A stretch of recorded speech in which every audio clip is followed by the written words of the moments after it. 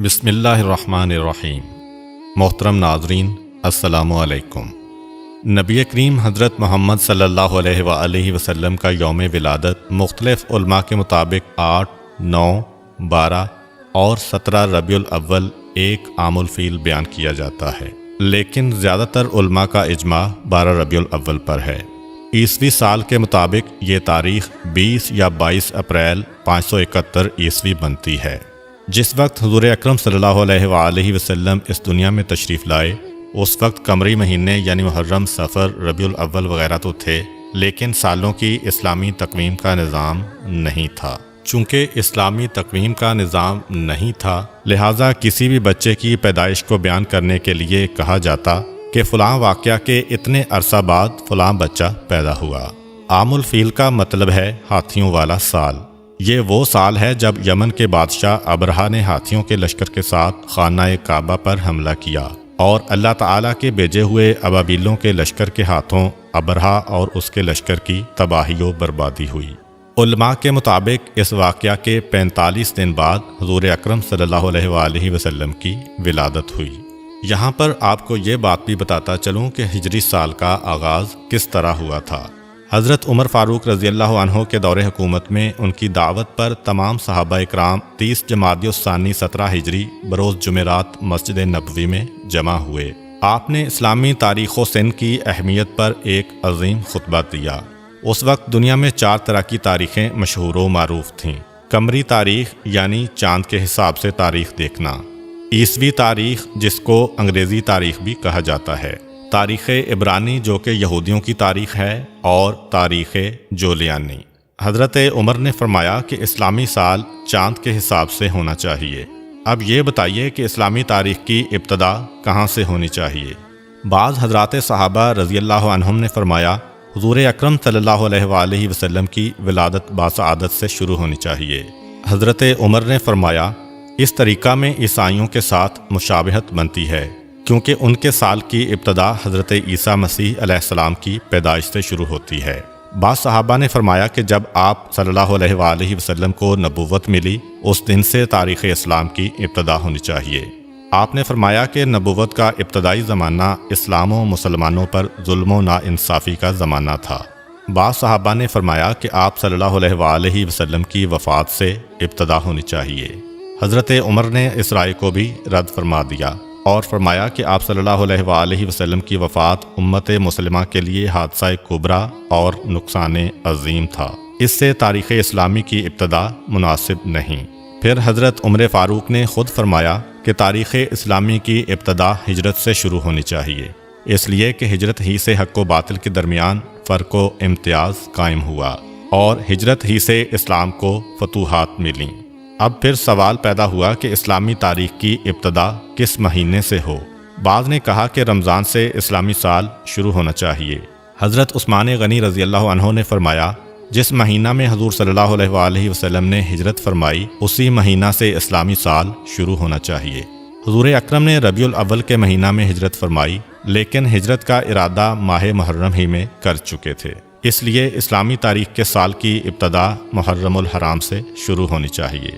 لہٰذا اسلامی سال کی ابتدا محرم الحرام سے ہونا طے پا گیا۔ چنانچہ اس طرح اسلامی سال کو ہجری سال کا نام دیا گیا، اور اس کو اردو میں ہے سے اور انگلش میں AH سے ظاہر کیا جاتا ہے۔ حضور اکرم صلی اللہ علیہ وآلہ وسلم کے والد کا نام حضرت عبداللہ اور آپ کی والدہ کا نام حضرت آمنہ بنت وہب تھا۔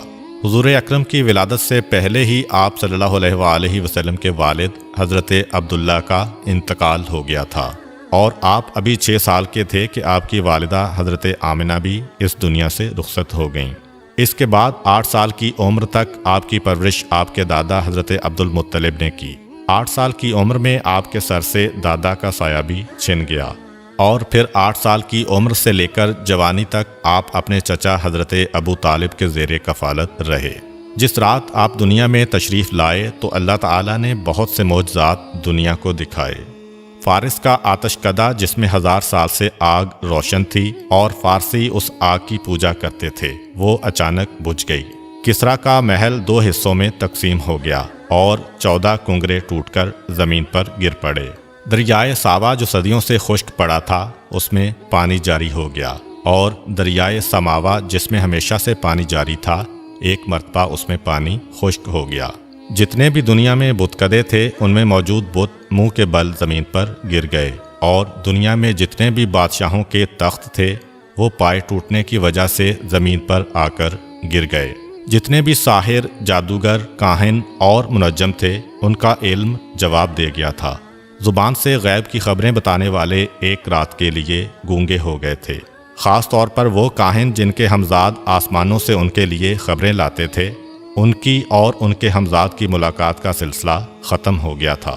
مکے کی سرزمین سے ایک ایسا نور ظاہر ہوا جس کی روشنی اتنی دور تک تھی کہ مکے کے لوگوں نے مکے میں بیٹھ کر شام کے محلات کا اپنی آنکھوں سے جائزہ لیا، اور ساری رات ستارے اس کثرت کے ساتھ ٹوٹ کر گرے کہ لوگ پریشان ہو کر ایک دوسرے سے سوال کر رہے تھے کہ آج کی رات کیا واقعہ پیش آیا ہے۔ عمرو بن امیہ جو ایک مشہور کاہن تھا، اس سے لوگوں نے پوچھا کہ یہ ستارے مسلسل کیوں ٹوٹ رہے ہیں؟ اس نے کہا، وہ مشہور ستارے جن کی مدد سے لوگ راستہ معلوم کرتے ہیں، گرمی اور سردی کے حالات پتہ چلتے ہیں، جا کر دیکھو، اگر وہ ستارے ٹوٹے ہیں تو سمجھ لینا کہ یہ رات اس کائنات کی آخری رات ہے، کیونکہ یہ قیامت کی نشانی ہے، اور اگر وہ ستارے اپنی جگہ پر باقی ہیں اور دوسرے ستارے ٹوٹ رہے ہیں تو سمجھ لینا کہ آج دنیا میں کوئی بہت عجیب و غریب واقعہ پیش آیا ہے۔ جب لوگوں نے دیکھا کہ وہ مشہور ستارے اپنی جگہ پر قائم ہیں تو انہیں یقین ہو گیا کہ آج کی رات کوئی نہ کوئی عظیم واقعہ پیش آیا ہے۔ تاریخ یہ بھی بتاتی ہے کہ آسمان سے ملائکہ کی ٹولیاں تسبیح و تقدیس کے گیت گاتی ہوئی زمین کی جانب آ رہی تھیں۔ ان غیر معمولی واقعات کو دیکھ کر جہاں انسان حیران تھے، وہاں شیطان بھی پریشانی اور حیرت میں مبتلا تھا۔ اس نے اپنے چیلوں کو جمع کیا اور ان سے کہا کہ پتہ کرو ماجرا کیا ہے۔ شیطان کے چیلوں نے ساری دنیا گھومی اور صبح کے وقت ناکام واپس لوٹے، اور شیطان کو بتایا کہ انہیں کچھ پتہ نہیں چل سکا۔ اس کے بعد شیطان نے خود نکلنے کا فیصلہ کیا اور سوچا کہ آسمان پر جا کر دیکھتا ہوں کہ فرشتوں میں کیا بات چل رہی ہے۔ اس وقت شیطان کو چوتھے آسمان تک کی رسائی حاصل تھی، لیکن آج چوتھا آسمان تو کیا، پہلے آسمان پر ہی فرشتوں نے اسے روک لیا اور آتشی ہتھیاروں سے اسے بھگا دیا۔ اس کے بعد شیطان زمین کی سیر کے لیے نکلا اور حرم کی سرزمین میں داخل ہونے کی کوشش کی، لیکن وہاں بھی فرشتوں نے اسے روک لیا۔ اس کے بعد وہ مکے کی پچھلی جانب جبل نور پر پہنچا جہاں غار حرا ہے، اور جہاں حضور اکرم صلی اللہ علیہ وآلہ وسلم پر پہلی وحی نازل ہوئی تھی۔ وہاں اس نے اپنے آپ کو ایک چھوٹی سی چڑیا کے روپ میں تبدیل کیا اور پھر حرم میں داخل ہونے کی کوشش کی۔ اس مرتبہ حضرت جبرائیل علیہ السلام نے اسے پہچان لیا اور اسے وہاں سے بھگا دیا۔ شیطان نے حضرت جبرائیل علیہ السلام سے پوچھا، اے جبرائیل، آج کون سا ایسا واقعہ پیش آیا ہے کہ مجھے آسمانوں پر جانے سے بھی روک دیا گیا اور اب ایک چڑیا کے روپ میں بھی حرم میں داخل نہیں ہونے دیا گیا؟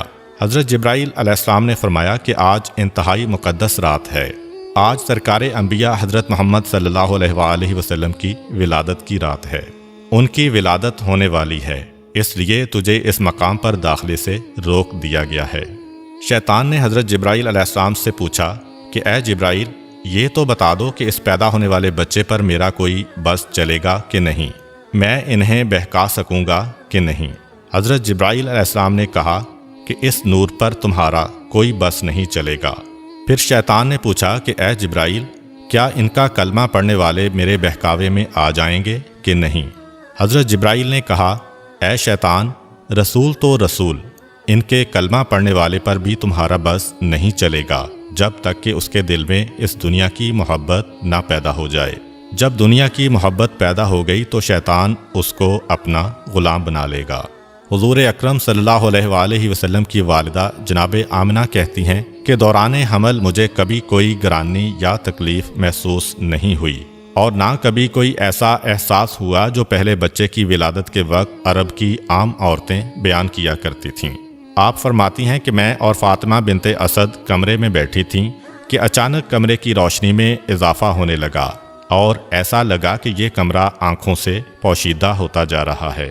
جناب فاطمہ بنت اسد یہ منظر دیکھ کر گھبرا گئیں، اپنی جگہ سے اٹھیں کہ گھر کے مردوں کو جا کر بتائیں۔ حضرت ابو طالب کو آواز دی اور جو دیکھا تھا وہ بیان کیا۔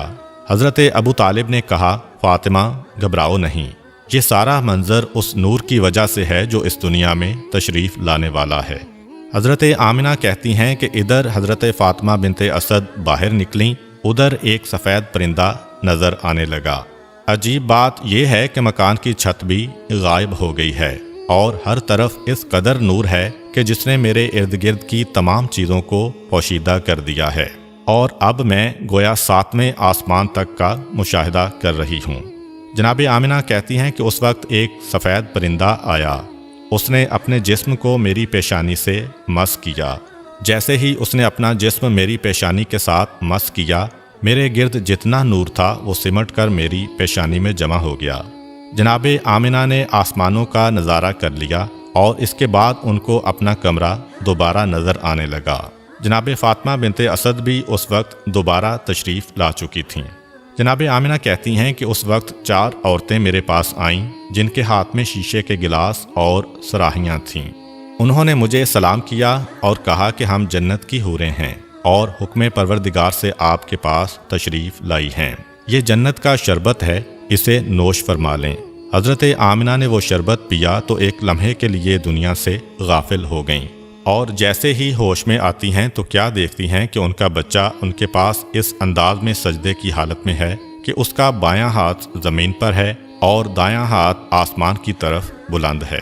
اس کی پیشانی خانہ خدا کی جانب ہے، اور جیسے ہی وہ سجدہ سے اٹھا اس کی پیشانی سے ایسا نور ظاہر ہوا کہ میں نے اور میری بہن فاطمہ نے اسی نور کی روشنی میں ایک طرف یمن کے سرخ محل دیکھے تو دوسری جانب بصرہ اور شام کے علاقے کو دیکھا، اور تیسری جانب ایران کے محلات ہماری آنکھوں کے سامنے آ گئے۔ حضرت آمنہ فرماتی ہیں کہ میرے ہاں بچے کی ولادت ہوئی اور مجھے پتہ بھی نہ چلا کہ یہ بچہ کس وقت دنیا میں ظاہر ہوا۔ اس کے بعد مسلسل میرے کانوں میں لوگوں کے سلام کی آوازیں آنے لگیں، السلام علیکہ یا محمد، السلام علیکہ یا احمد۔ میں نے ان 4 حوروں سے پوچھا کہ یہ کون لوگ ہیں جو سلام کر رہے ہیں؟ انہوں نے کہا کہ یہ فرشتوں کی ٹولیاں ہیں جو سلام کرنے آ رہی ہیں۔ اس کے بعد ان 4 حوروں نے کہا کہ ہم اس امانت کو جبرائیل و میکائیل علیہم السلام کے سپرد کر کے واپس جا رہی ہیں۔ ان 4 حوروں میں سے ایک نے بچے کو اپنے ہاتھوں پر لیا اور پھر آنے والے ایک نوجوان کی گود میں ڈال دیا۔ مجھے بتایا گیا کہ یہ حضرت جبرائیل علیہ السلام ہیں، ان کے ساتھ حضرت میکائیل علیہ السلام ہیں، اور دونوں کے ہاتھ میں جنت کے پانی سے بھرے ہوئے لوٹے تھے۔ انہوں نے اس پانی کو بچے کے اوپر ڈالنا شروع کیا اور فرمایا، اے آمنہ، اس بچے کو اس پانی کی ضرورت نہیں ہے کیونکہ یہ پاک و پاکیزہ ہے، اسے غسل کرنے کی ضرورت نہیں ہے، مگر ہم نور و صفا میں زیادتی کے لیے اس پانی سے غسل دے رہے ہیں۔ جناب آمنہ کہتی ہیں کہ میں نے دیکھا کہ بچہ ختنہ شدہ ہے، ناف کٹی ہوئی ہے اور پاک و پاکیزہ ہے۔ حضرت جبرائیل و میکائیل علیہم السلام ابھی نہلا کے فارغ ہوئے تھے، اچانک آسمان سے ایک سفید رنگ کا بادل نمودار ہوا اور اس نے اس بچے کو چھپا لیا۔ اس کے بعد میرے کان میں کسی نے کہا کہ اسے لے جاؤ اور دنیا کے پہاڑ اور جنگل دکھاؤ، اور ہر ایک سے کہو کہ یہ تمہارا آقا اور سردار ہے، تمہیں اس کی اطاعت کرنا ہے۔ ایک لمحے بعد وہ بادل جس نے بچے کو پوشیدہ کیا ہوا تھا ہٹا، اور بچہ سبز رنگ کے ایک گہوارے میں لیٹا ہوا نظر آیا۔ مجھے نہیں پتا کہ یہ گہوارہ بھی کہاں سے آیا۔ بچے کے ہاتھ میں 3 چابیاں ہیں، اور کسی نے بآواز بلند کہا، اس میں سے ایک چابی فتح و نصرت کی ہے، دوسری چابی دنیا کے نفعات کی ہے، جو اس کے ساتھ چلے گا وہ نفع حاصل کرے گا، اور جو اس سے منہ موڑے گا وہ نقصان اٹھائے گا، تیسری چابی نبوت کی چابی ہے، پس نبوت کے سلسلے کو اس نے قفل لگا دیا، اس کے بعد کوئی نبی نہیں آئے گا۔ یکایک میں نے دیکھا کہ ایک دوسرا بادل نیچے آیا اور اس نے پھر اس بچے کو پوشیدہ کر دیا۔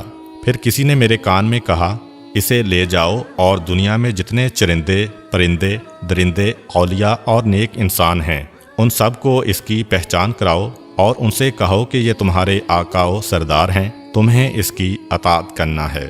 تھوڑی دیر بعد وہ بادل بھی ہٹ گیا اور میرا بچہ اسی انداز میں گہوارے میں لیٹا ہوا ہے، اور اب اس کے سرہانے 3 آدمی کھڑے ہیں۔ ان میں سے ایک کے ہاتھ میں شیشے کی بنی ہوئی ایک صراحی ہے، دوسرے کے ہاتھ میں موتیوں کا بنا ہوا ایک چوکور تشت ہے اور تیسرے کے ہاتھ میں ایک سفید رومال ہے۔ اسی وقت میری نگاہ میرے بچے کی جانب گئی تو میں نے دیکھا کہ میرے بچے کے دوسرے ہاتھ میں بھی ایک سفید رومال ہے، یعنی ایک ہاتھ میں 3 چابیاں ہیں اور دوسرے ہاتھ میں سفید رومال، اور کوئی کہہ رہا ہے کہ اب دنیا اس کے قبضے میں ہے، یہ دنیا میں جسے چاہے دنیا سے محروم کرے۔ پھر وہ 3 آدمی آگے بڑھے اور موتیوں کا تشت بچے کو پیش کیا اور کہا کہ اس میں سے جس حصے کو چاہو پکڑ سکتے ہو۔ بچے نے تشت کے بیچ میں ہاتھ ڈالا، جو بچے کی فطرت کے بالکل خلاف ہے، کیونکہ چاروں طرف سفید موتی لگے ہوئے ہیں اور درمیان والا حصہ خالی ہے۔ پکارنے والے نے پکارا کہ اس نے دنیا میں سے خانہ کعبہ کا انتخاب کر لیا ہے۔ پھر بچے کو اسی تشت میں بٹھایا گیا اور ان میں سے ایک آدمی نے بچے کو اسی پانی سے ایک مرتبہ پھر نہلایا جو جبرائیل علیہ السلام لے کر آئے تھے۔ پھر میں نے دیکھا کہ تیسرے آدمی نے اس سفید رومال کو کھولا، اس میں سے ایک انگوٹھی نکلی، اس انگوٹھی کو بچے کے دونوں شانوں کے درمیان رکھ کر دبایا، اور جب انگوٹھی کو وہاں سے ہٹایا تو مہر نبوت وہاں پر ثبت ہو چکی تھی۔ اس وقت پکارنے والے نے پکارا کہ یہ رضوان جنت ہے جو اس وقت رسول کو غسل دینے کے لیے آیا تھا۔ یکا یک میں نے دیکھا کہ وہ تینوں اس مکان سے غائب ہو گئے۔ جناب آمنہ کہتی ہیں کہ اس دوران جب کہ میرے کمرے میں اس طرح کے معجزات پیش آ رہے تھے، مکے کی سرزمین پر بھی کچھ عجیب و غریب واقعات پیش آئے۔ صبح کا وقت ہے، مکے کے کافر اپنے گھروں میں آرام کر رہے ہیں اور حکم پروردگار سے جنت سے اس دنیا کے لیے 4 جھنڈے بھیجے گئے۔ پہلا جھنڈا کوہ کاف پہ لگایا گیا، دوسرا جھنڈا کوہ ابو قبیس پر لگایا گیا، تیسرا جھنڈا خانہ کعبہ کی چھت پر لگایا گیا اور چوتھا جھنڈا بیت المقدس پر لگایا گیا۔ جبرائیل علیہ السلام اس وقت جنت سے ایک قندیل، ایک شمعدان اور ایک جھالر لے کر آئے اور اسے کعبے کے دروازے پر لٹکا دیا گیا، اور پروردگار کی جانب سے جنت سے یاقوت سرخ کا بنا ہوا ایک خیمہ حضرت عبد المطلب کی خدمت میں بھجوایا گیا۔ یعنی آج کی رات مکے کی سجاوٹ ہو رہی ہے، مکے کو سجایا جا رہا ہے۔ صبح کے وقت مکے والے اٹھتے ہیں اور حیران ہو جاتے ہیں کہ رات کے وقت ہم نے آسمان پر عجیب و غریب واقعات کا مشاہدہ کیا تھا، مگر اب تو ہمارے ہی شہر میں یہ قندیل کہاں سے آئی؟ کعبے کے دروازے پر لٹکنے والا اتنا خوبصورت جالر کہاں سے آیا؟ یہ خوبصورت جھنڈے کون لگا گیا؟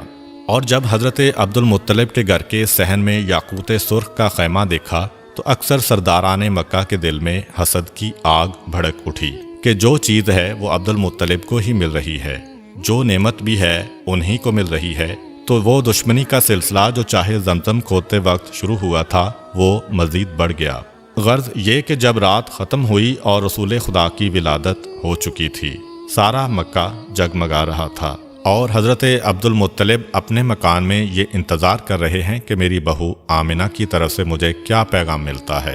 دوسری طرف سارا مکہ کعبے کے باہر جمع ہے۔ ایک یہودی عالم خانہ خدا کے باہر بے چینی اور بے قراری کے عالم میں ٹہل رہا ہے اور ایک سے سوال کر رہا ہے کہ کیا کل تمہارے ہاں تو کسی بچے کی ولادت نہیں ہوئی؟ سب لوگ اسے پاگل سمجھ رہے ہیں کہ اس سوال کا مقصد کیا ہے۔ اس نے کہا کہ میرا علم گواہی دے رہا ہے کہ کل مکہ میں کوئی بچہ پیدا ہوا ہے، تو پس بنی اسرائیل سے پیغمبری ختم ہو گئی ہے۔ یہودیوں کے لیے ہمیشہ ہمیشہ کی ذلت ان کا مقدر بن چکی ہے۔ مجھے پریشانی اسی بات کی ہے۔ وہ بے چینی سے ٹہل رہا ہے کہ میرا قبیلہ ہمیشہ ہمیشہ کے لیے ذلیل ہونے والا ہے، پیغمبری ہم میں سے ختم ہونے والی ہے۔ بار بار آتا ہے اور ہر ایک سے سوال کرتا ہے کہ خدا کے لیے بتا دو، تم میں سے کسی کے ہاں بچے کی ولادت تو نہیں ہوئی؟ ہر ایک نام میں جواب دیتا ہے۔ آخر میں گھبرا کے کہتا ہے کہ کوئی یہاں آنے سے باقی تو نہیں بچا؟ لوگوں نے کہا کہ انتظار کرو، ابھی سردار مکہ آنے والے ہیں، جب وہ آئے تو ان سے سوال کرنا، باقی سب تو یہاں پہنچ چکے ہیں۔ یہودی عالم کو پتہ چلا کہ حضرت عبد المطلب کے ہاں پوتے کی پیدائش ہوئی ہے۔ بے چین ہو کر حضرت عبد المطلب کو کہتا ہے کہ ایک مرتبہ میں اس بچے کی زیارت کرنا چاہتا ہوں، تاکہ جس مقصد کے تحت میں اپنے وطن کو چھوڑ کر اتنے مہینوں سے مکے میں مقیم ہوں وہ پورا ہو جائے اور مجھے پتہ چل جائے کہ واقعاً وہی بچہ پیدا ہوا ہے کہ نہیں۔ جناب عبد المطلب اس عالم کی بے چینی کو دیکھتے ہوئے پیغمبر اسلام کو ایک گہوارے میں لے کے آتے ہیں۔ یہودی عالم کی نگاہ اس بچے پر پڑی اور بے اختیار چیخ ماری کہ یہی وہ بچہ ہے کہ جس کے بعد بنی اسرائیل کی بادشاہت ختم ہو گئی، بنی اسرائیل سے نبوت ختم ہو گئی۔ یہی وہ بچہ ہے جو ساری دنیا کا حکمران بنے گا، اور اس کی وجہ سے عرب اپنی سرزمین سے نکل کر ساری دنیا میں پھیلیں گے۔ مکے والے جو پہلے ہی حضرت عبد المطلب سے جلے بیٹھے تھے، جب انہوں نے دیکھا کہ جو کاہن آ رہا ہے انہی کے گھر میں آ رہا ہے، جو راہب آ رہا ہے انہی کو بشارت دے کے جا رہا ہے، جو جادوگر آ رہا ہے وہ انہی کی تلاش میں آ رہا ہے، اور ہر آنے والا کوئی خوشخبری دے کے جاتا ہے، کوئی پیشین گوئی کر کے جا رہا ہے، لوگوں کا جناب عبد المطلب اور اس بچے سے حسد بڑھتا جا رہا ہے کہ یہ کیسا بچہ ہے۔ مکے کی سرزمین پر سینکڑوں بچے پیدا ہوئے، مگر اس طرح تو کسی کو اعزاز نہیں ملا۔ یہ ابتدا ہی سے پیدا ہونے والا حسد آگے جا کر مذہبی مخالفت میں بدلا۔ یہودی عالم بے اختیار پکار اٹھا کہ میں نے اس بچے کو پہچان لیا ہے، میں اسی کی تلاش میں مکے آیا تھا۔ جناب عبد المطلب جو دین ابراہیمی پر ہیں اور سارے رازوں سے واقف ہیں، انہوں نے جب یہ جملہ سنا تو فوراً پیغمبر اسلام کو واپس گھر میں لے گئے اور انہیں پوشیدہ کر دیا۔ 4 دن تک پیغمبر اسلام کو پوشیدہ رکھا گیا۔ البتہ چوتھا دن جب گزرا تو عرب کا ایک انتہائی پڑھا لکھا اور مشہور شخص جس کا نام سواد ابن قارب تھا، حضرت عبد المطلب کی خدمت میں حاضر ہوتا ہے اور کہتا ہے کہ مجھے پتہ چلا ہے کہ آپ کے خاندان میں ایک بچہ پیدا ہوا ہے، میں ایک دفعہ اس کی زیارت کرنا چاہتا ہوں۔ جناب عبد المطلب دیکھ چکے تھے کہ یہودی عالم کی خواہش پوری کرنے کی وجہ سے پورا مکہ یا کم از کم خاندان بنو ہاشم کے مخالفین اس خبر کو سن کر حسد کر رہے تھے۔ یہ سواد ابن قارب تو مکے میں زیادہ احترام کا مقام رکھتے ہیں، اگر انہوں نے بچے کے بارے میں کوئی بات کر دی یا پیشین گوئی کر دی تو اہل مکہ کا حسد اور بڑھ جائے گا۔ اس لیے جناب عبد المطلب نے انکار کر دیا کہ میں اپنے پوتے کو اس وقت مجمع عام میں نہیں لا سکتا۔ سواد ابن قارب بے چین ہو گئے اور کہا کہ پھر ایسا کریں کہ مجھے اس بچے تک پہنچا دیں۔ جناب عبد المطلب نے کہا کہ ہاں، یہ بات مانی جا سکتی ہے، میرے اور اس کے علاوہ کوئی نہیں ہوگا، اس کا مقصد بھی پورا ہو جائے گا اور حسد کا مسئلہ بھی پیدا نہیں ہوگا۔ چنانچہ اسے ساتھ لے کے جناب آمنہ کے مکان میں داخل ہوئے۔ جیسے ہی گہوارے کے قریب پہنچے اور بچے پر سے کپڑے کو ہٹایا تو ایک عجیب قسم کا نور سارے کمرے میں پھیل گیا۔ سواد ابن قارب پڑھے لکھے شخص ہیں، انہیں پتہ ہے کہ آخری زمانے میں کیا ہونے والا ہے۔ بے اختیار جھکتے ہیں اور اس بچے کے قدموں کو بوسہ دیتے ہیں۔ جناب عبد المطلب کو کہتے ہیں کہ آپ گواہ رہیے گا، میں اس بچے پر ابھی سے ایمان لے آیا ہوں۔ مجھے پتا ہے کہ میں اس وقت تک زندہ نہیں رہوں گا جب یہ بچہ اعلان رسالت کرے گا، مگر آپ گواہ رہیے کہ میں ابھی اس بچے پر ایمان لا رہا ہوں، کیونکہ مجھے پتا ہے کہ یہی اللہ کا آخری رسول ہے۔ چنانچہ بنو ہاشم کے علاوہ پیغمبر اسلام کی پیدائش کے بعد سب سے پہلے ایمان لانے والی شخصیت سواد ابن قارب کی ہے۔ یہ واقعہ حضور اکرم صلی اللہ علیہ وآلہ وسلم کی ولادت کے چوتھے دن کا ہے۔ 7ویں دن حضرت عبد المطلب اپنے پوتے کا عقیقہ کرتے ہیں اور سارے مکے والوں کو دعوت عقیقہ میں بلاتے ہیں۔ اس وقت کسی نے حضرت عبد المطلب سے سوال کیا کہ بچے کا نام کیا رکھا ہے۔ حضرت عبد المطلب اور حضرت آمنہ کو پہلے ہی پیغمبر خدا کے نام کی بشارت ہو چکی تھی، چنانچہ انہوں نے فرمایا کہ میں نے اس کا نام محمد رکھا ہے۔ عرب کی سرزمین پر یہ نام نیا تھا، آج تک کسی نے یہ نام نہیں رکھا تھا۔ اس کے لفظی معنی ہے وہ شخص جس کی تعریف کی جائے۔ مکہ والے حضرت عبد المطلب سے کہتے ہیں کہ یہ آپ نے کیسا نام رکھا ہے جو تاریخ میں پہلے کسی نے نہیں رکھا۔ حضرت عبد المطلب کہتے ہیں کہ میری تمنا یہی ہے کہ ساری دنیا اس بچے کی تعریف کرے، اس لیے میں نے اس کا یہ نام رکھا ہے۔ یہودی، کاہن، جادوگر اور شیطانی نمائندے حضور اکرم کی پیدائش کی رات پیش آنے والے واقعات دیکھ چکے تھے، اس لیے وہ اس پیدا ہونے والے بچے کے دشمن ہو گئے تھے اور سوچ رہے تھے کہ اگر یہ بچہ بڑا ہو گیا اور اس نے اعلان نبوت کر دیا تو ہمارے لیے تباہی ہی تباہی ہے۔ ان حالات کے پیش نظر رب کریم کی مصلحت یہ تھی کہ پیغمبر اسلام کچھ عرصہ کے لیے مکہ کی سرزمین سے غیبت میں چلے جائیں، تاکہ ان کے دشمن ان کی تلاش میں یہاں تک آئیں تو یہاں سے ناکام ہو کر واپس چلے جائیں۔ پیغمبر اسلام بڑی تیزی سے نشو و نما پا رہے ہیں۔ روایت یہ ہے کہ پیغمبر اسلام 2 مہینے میں بیٹھنے لگے تھے۔ 9 مہینے میں آپ دوڑنے لگے تھے، 15 ماہ کی عمر میں آپ تیر اندازی کرنے لگے تھے، اور 30 ماہ یعنی 2.5 سال کی عمر میں پیغمبر اسلام نوجوانوں سے کشتی لڑتے تھے اور انہیں شکست دیا کرتے تھے۔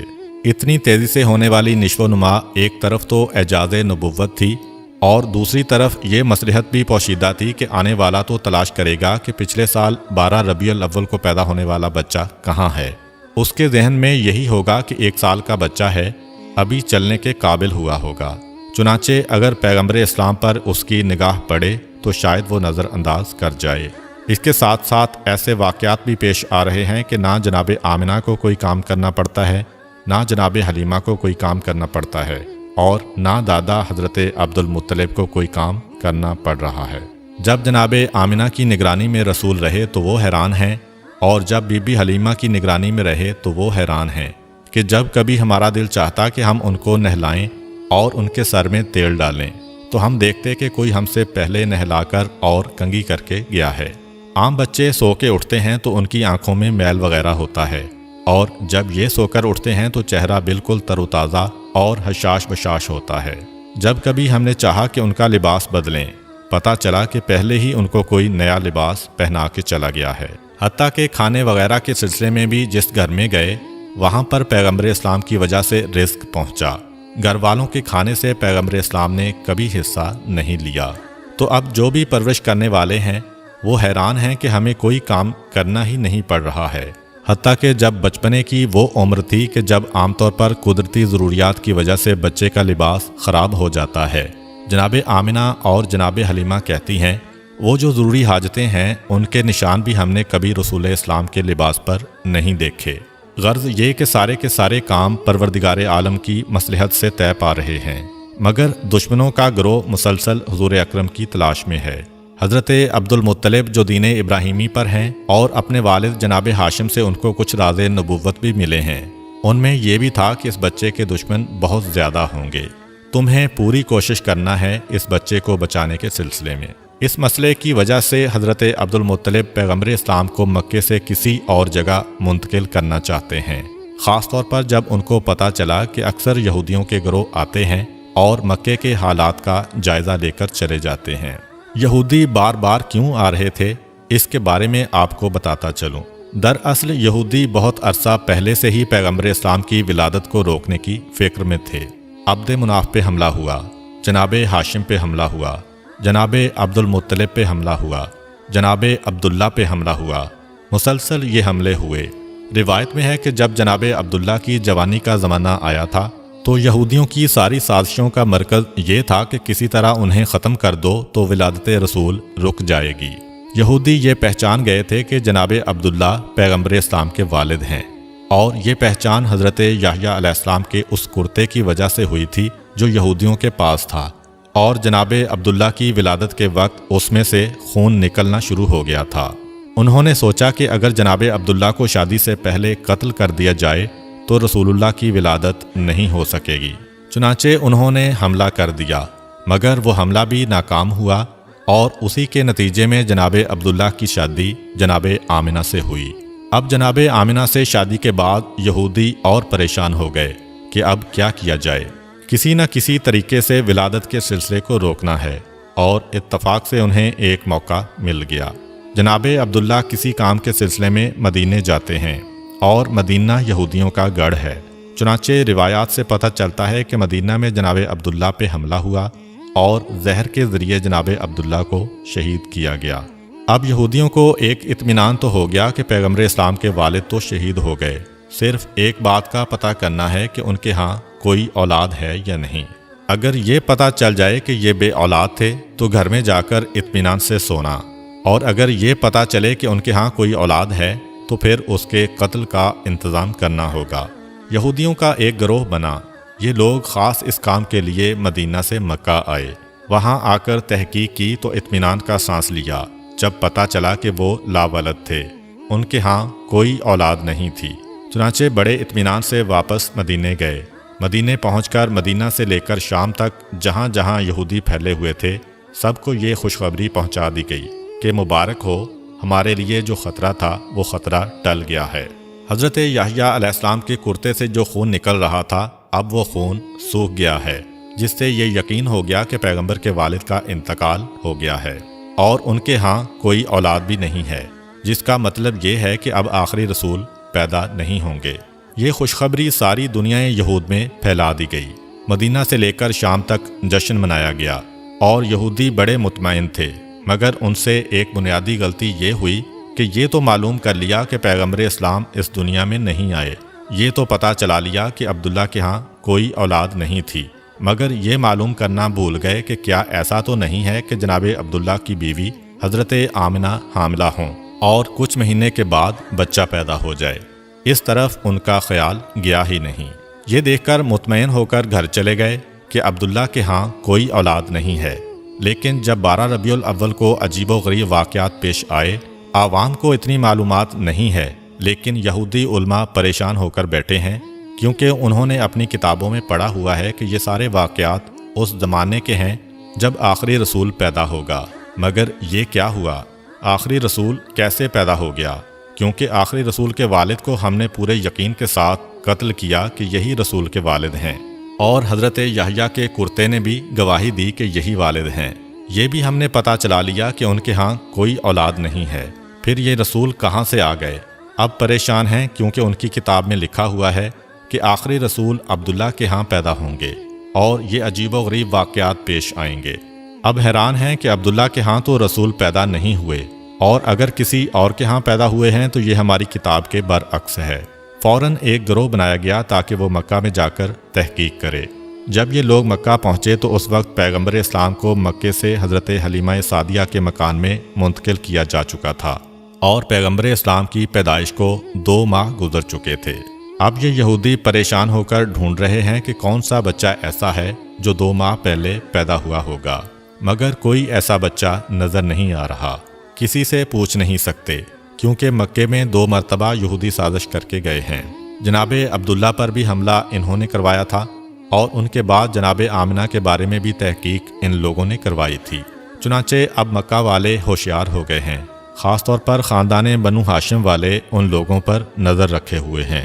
یہودیوں کا کوئی گروہ کسی سے سوال نہیں کر سکتا، اب پوچھ کسی سے نہیں سکتے، ایک ایک گھر پر تاک لگائے بیٹھے ہیں، خانہ کعبہ میں دیکھتے ہیں، باپ کی گودوں میں دیکھتے ہیں، مگر کوئی 2 مہینے کا بچہ نظر نہیں آ رہا۔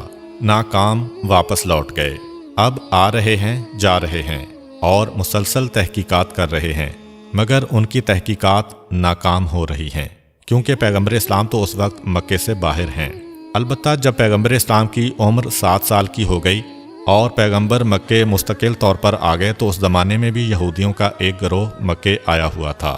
اس کی نگاہ اس نوجوان پر پڑی تو یہ دیکھ کر چونک اٹھے کہ یہ نوجوان جو اپنے دادا اور چچا کے ساتھ چل رہا ہے، اس کے چلنے کا طریقہ، اس کی بات کا طریقہ بالکل وہی ہے جو ہماری کتابوں کے مطابق آخری رسول کا طریقہ ہے۔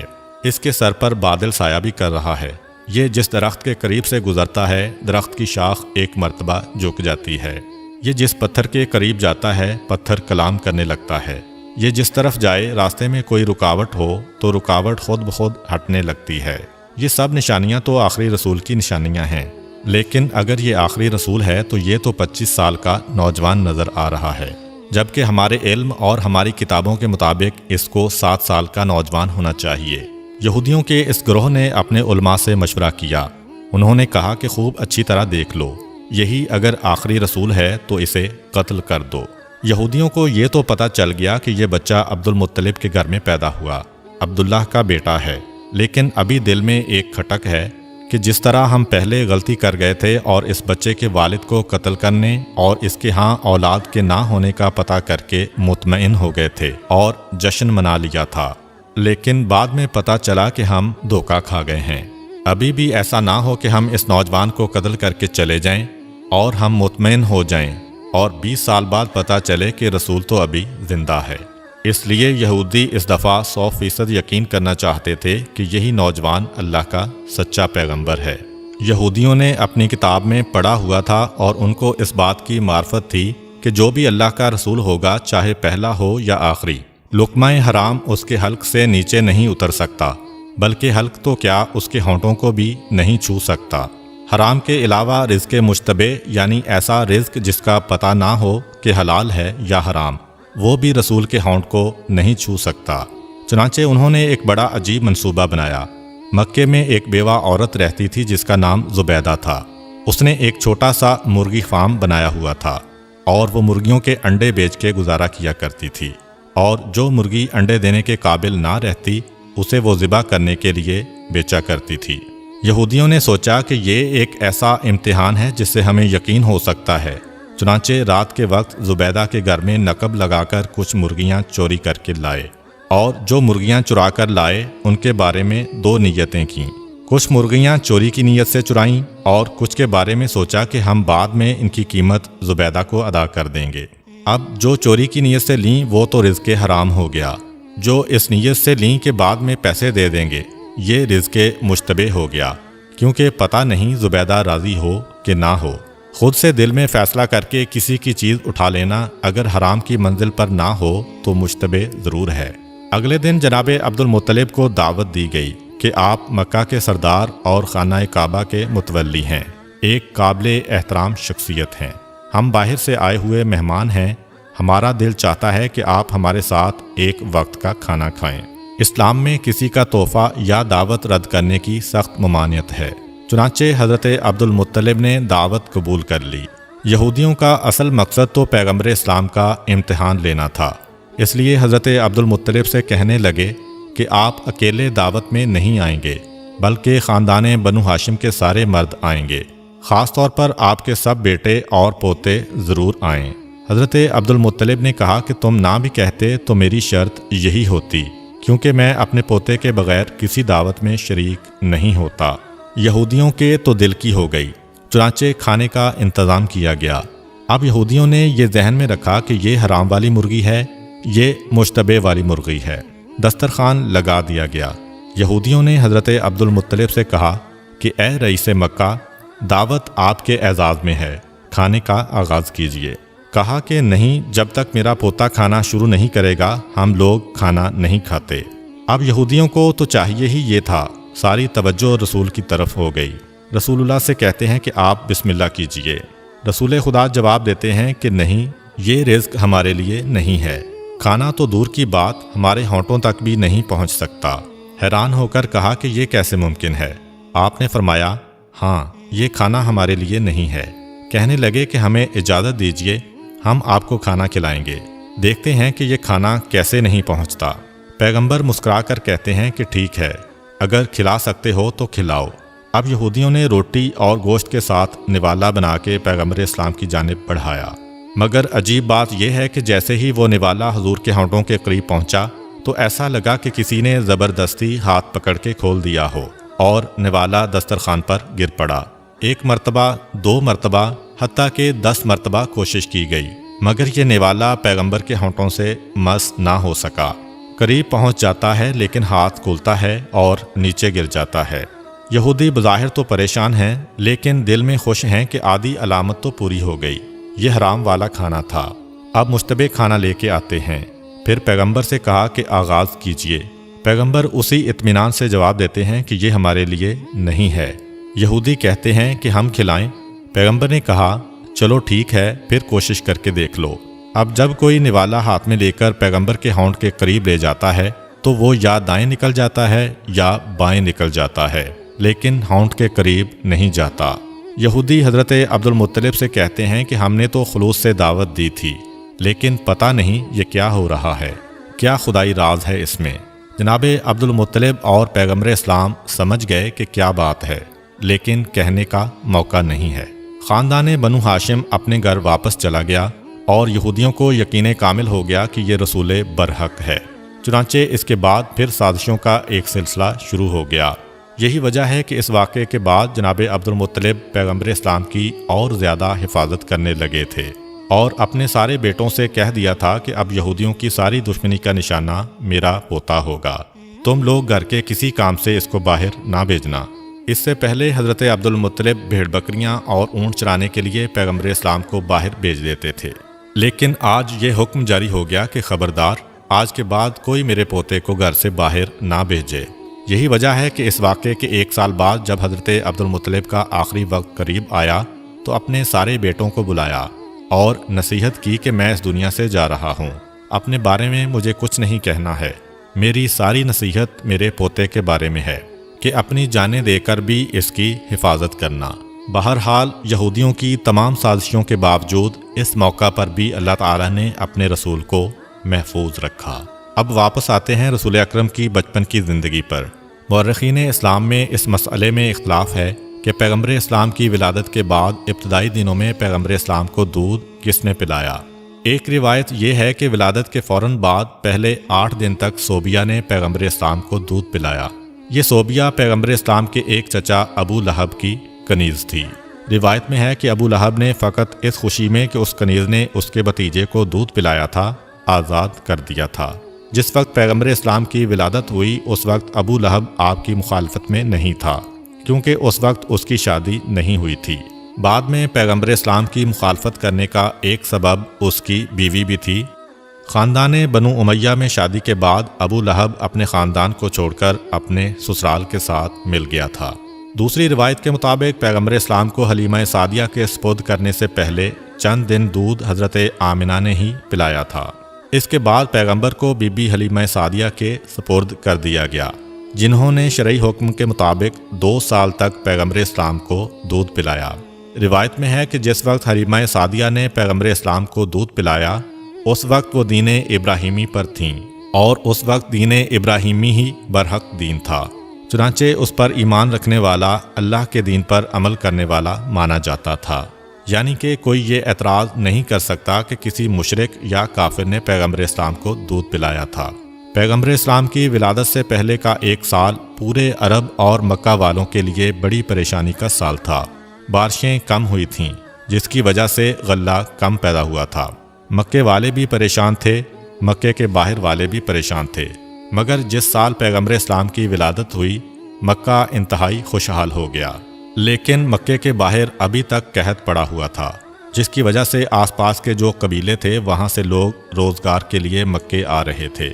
جہاں ایک طرف مکہ میں قحط نہیں ہے اور غلہ کثرت کے ساتھ ہے، مگر دوسری طرف ایک پریشانی کھڑی ہو گئی کہ اسی زمانے میں مکے میں ایک وبائی بیماری پھیل گئی تھی، خاص طور پر بچے اس کی لپیٹ میں بہت جلدی آ رہے تھے۔ ایک سے دوسرے اور دوسرے سے تیسرے گھر میں یہ بیماری پھیلتی جا رہی تھی۔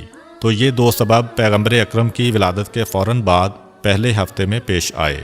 پیغمبر اکرم کو پروردگار عالم نے ہر مصیبت و پریشانی سے دور کیا تھا، مگر والدین تو پریشان ہوں گے۔ اور دوسری بات کہ مکے کے باہر سے جو لوگ روزگار کی تلاش میں آ رہے ہیں ان کی مدد کرنا بھی ضروری ہے۔ اور تیسری بات، جیسا کہ پہلے ذکر ہوا ہے کہ یہودی جاسوس یہ دیکھنے کے لیے کہ آخری رسول پیدا ہوا ہے کہ نہیں مسلسل مکے آ رہے ہیں۔ ان حالات میں اب جتنا جلد پیغمبر اسلام کو مکے سے منتقل کیا جائے اتنا ہی ظاہری اعتبار سے رسول کی حفاظت کے لیے بہتر ہے۔ اگرچہ اللہ تعالیٰ ظاہر رکھ کر بھی پیغمبر کی حفاظت کر سکتا تھا، لیکن غیبت میں لے جانے میں بھی اللہ کی مصلحت ہے۔ 7ویں دن پیغمبر اسلام کا عقیقہ ہوتا ہے۔ عقیقے والے دن صبح کے وقت جناب آمنہ اپنے بستر پر لیٹی ہوتی ہیں کہ یکایک ایک بشارت ہوتی ہے۔ جناب آمنہ جو پیغمبر اسلام کی والدہ ہیں اور دین ابراہیمی پر ہیں، اتنا تو سمجھ سکتی ہیں کہ بشارت کیا ہے، یہ جو آواز آ رہی ہے یہ کہاں سے آ رہی ہے۔ بہرحال انہیں یہ بشارت ہوتی ہے کہ اپنے بچے کو اس عورت کے حوالے کرنا جس کا نام حلیمہ سعدیہ ہے۔ عقیقے کے اگلے دن یعنی ولادت کے 8ویں دن پیغمبر اسلام کو مکے سے منتقل کرنا ہے۔ جیسا کہ پہلے ذکر ہوا کہ مکے سے باہر قحط پڑا ہوا تھا، لیکن قحط نہ بھی پڑتا تب بھی عربوں کا یہ طریقہ تھا کہ سال میں 2 دفعہ موسم بہار میں یعنی سردی کے فوراً بعد اور موسم خزاں میں یعنی گرمی کے فوراً بعد جو آس پاس کے دیہات تھے وہاں کی عورتیں مکے میں آتی تھیں اور ایک ایک شخص کے دروازے پر جاتی تھیں کہ اگر آپ کا کوئی بچہ ہے تو ہمیں دیجئے، ہم اس کی پرورش کریں گی، اسے دودھ پلائیں گی، اور جو اجرت طے پائے اس پر بچہ ان کے حوالے کر دیا جاتا۔ تو مسلسل قحط کے زمانے میں تو اور زیادہ عورتیں آ رہی تھیں۔ 8ویں دن جناب عبد المطلب اپنے غلام کو بلا کر کہتے ہیں کہ جا کر مکے کے بازاروں میں، گلیوں میں اور جہاں یہ عورتیں جمع ہوتی ہیں وہاں جا کر معلوم کرو کہ کیا کوئی ایسی عورت ہے جو میرے اس بچے کو لے جانے کے لیے تیار ہو۔ ادھر غلام گیا ادھر جناب آمنہ کی کنیز آتی ہے اور کہتی ہے کہ ہماری ملکہ آمنہ نے یہ درخواست کی ہے کہ آپ جس کا بھی انتخاب کریں ایک دفعہ اسے میرے پاس ضرور بھیج دیجئے گا۔ مکے سے کچھ فاصلے پر قبیلہ بنی سعد عرب کا ایک بہت بڑا قبیلہ تھا۔ بی بی حلیمہ کا تعلق اسی قبیلے سے تھا، اسی نسبت سے نام ہو گیا حلیمہ سعدیہ۔ جناب حلیمہ سعدیہ کہتی ہیں کہ ہم لوگ اپنے دستور کے مطابق سال میں 2 دفعہ مکے جاتے تھے اور جانے کے بعد وہاں کے صاحبان دولت اور جو سردار ہیں ان کے بچوں کو لے کر آتے تھے۔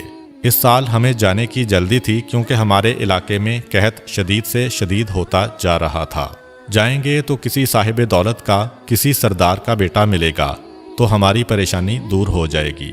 چنانچہ ہمارا قافلہ نکلا، سارا قبیلہ ایک ساتھ چل رہا ہے، پورے قبیلے کا ایک ہی پیشہ ہے، مرد اور عورتیں سب ساتھ جا رہے ہیں۔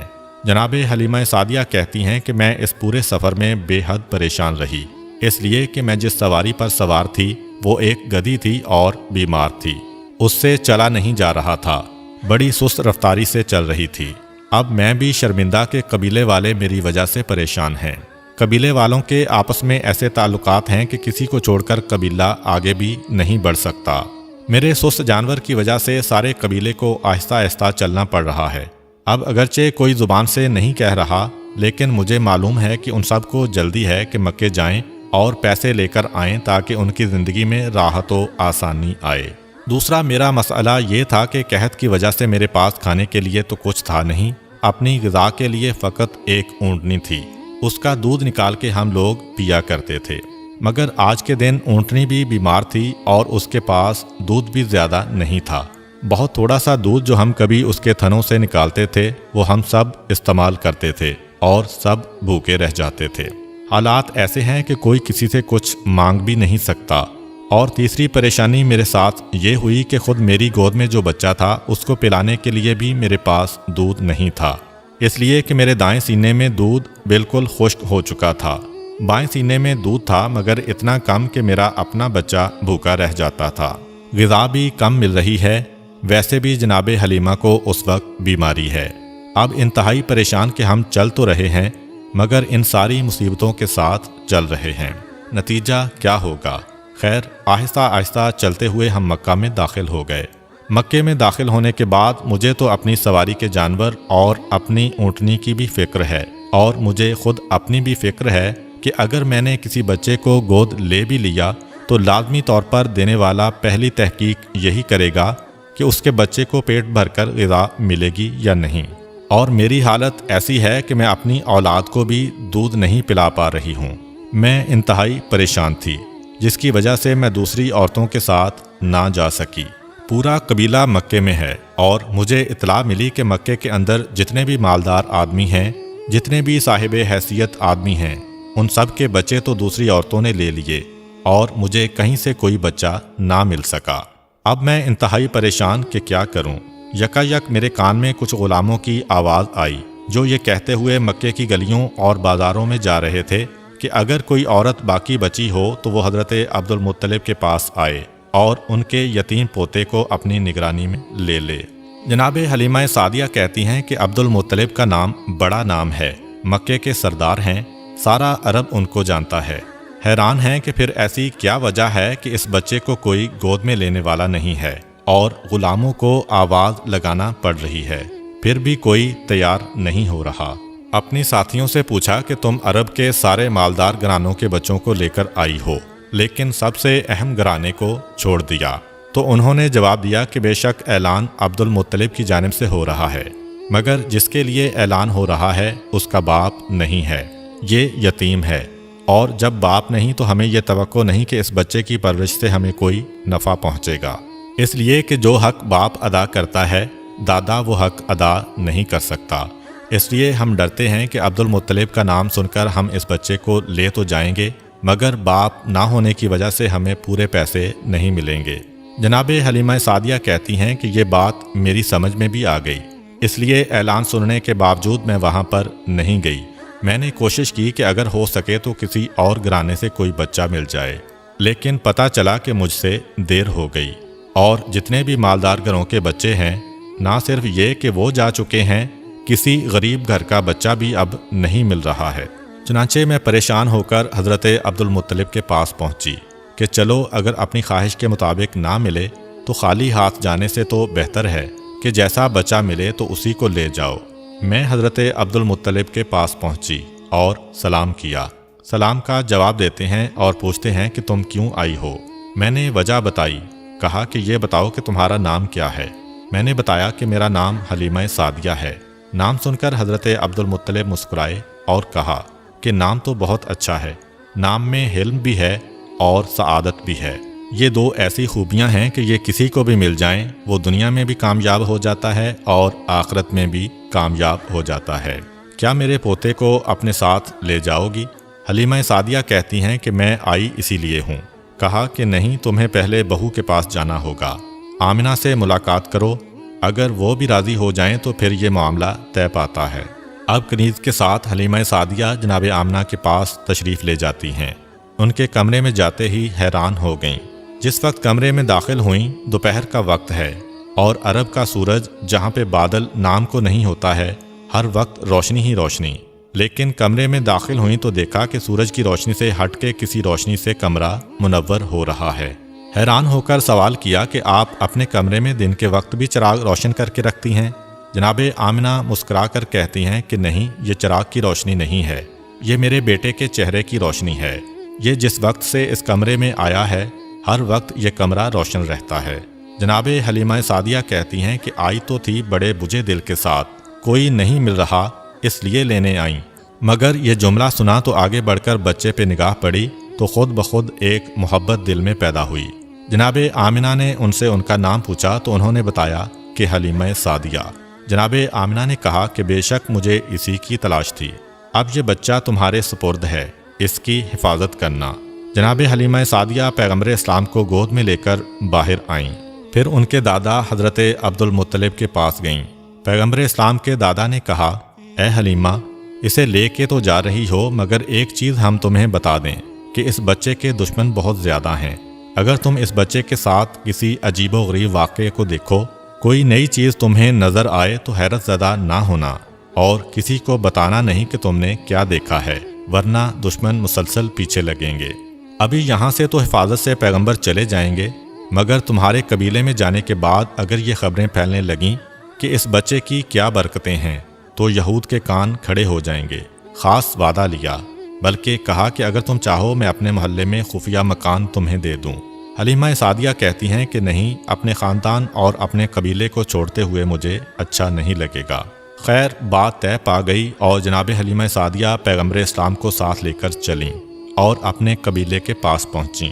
قافلہ فقط ان کا انتظار کر رہا ہے اور باقی ساری عورتوں کا معاملہ طے پا چکا ہے، ہر ایک کو پہلے ہی بچے مل چکے تھے۔ چنانچہ جیسے ہی یہ پہنچیں قافلہ کھڑا ہوا اور حرکت کرنے لگا، مگر اب جو قافلہ حرکت کر رہا ہے تو سب حیران تھے۔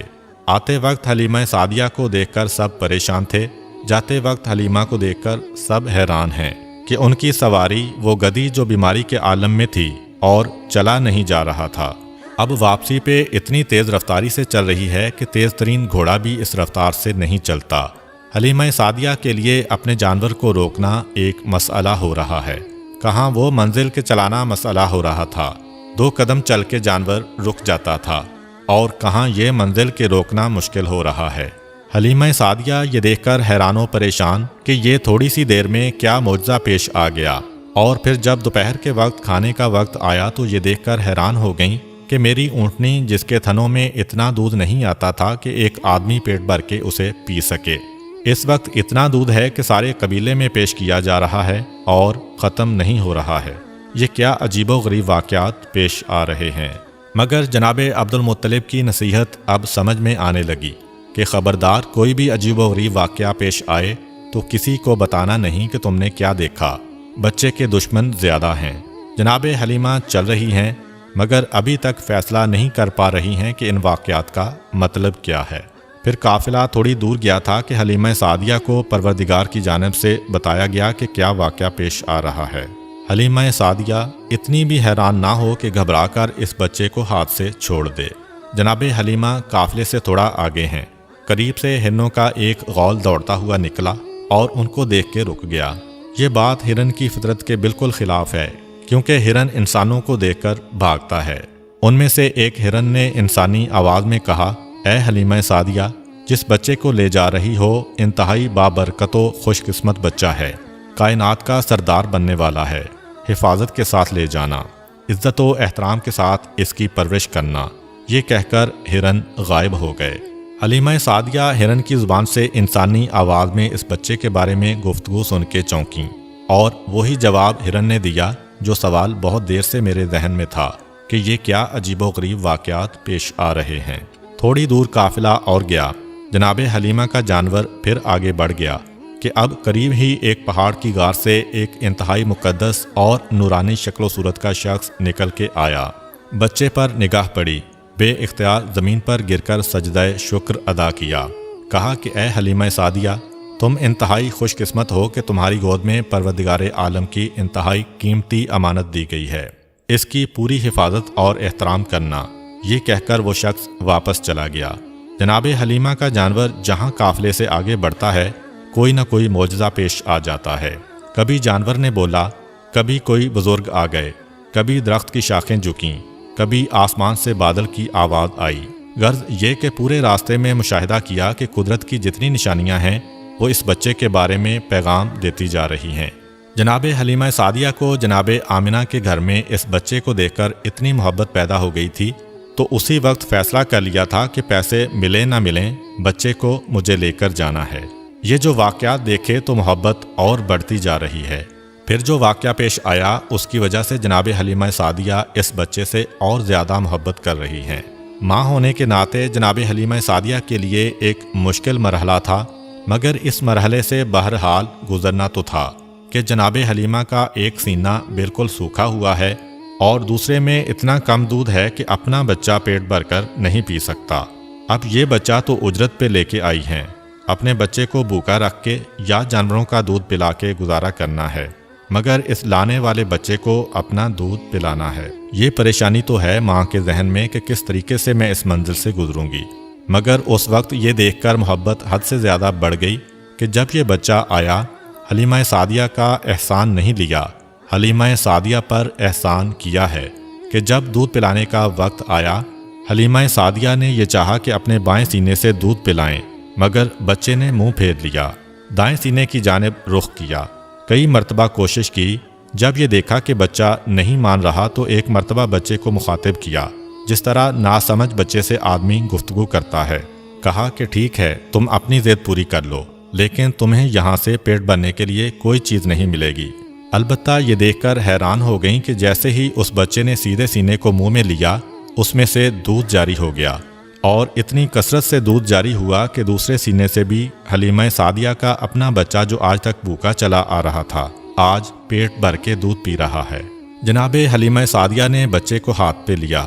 کتنا بابرکت بچہ ہے کہ آیا تو اپنی غذا خود لے کے آیا، اور میرے بچے کے دودھ میں کمی نہیں ہونے دی، بلکہ اسے اور بھی زیادہ دودھ مہیا کر دیا۔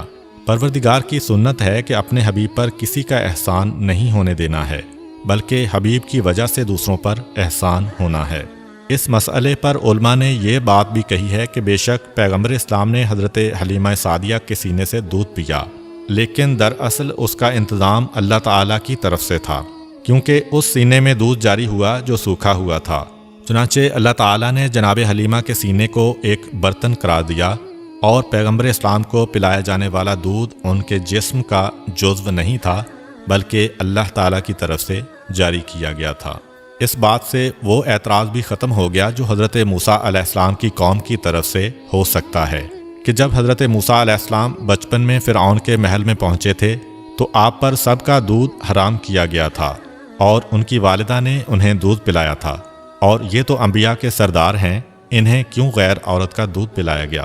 سفر تمام ہوا اور جناب حلیمہ سعدیہ اس بچے کو لے کر اپنے گھر پہنچیں۔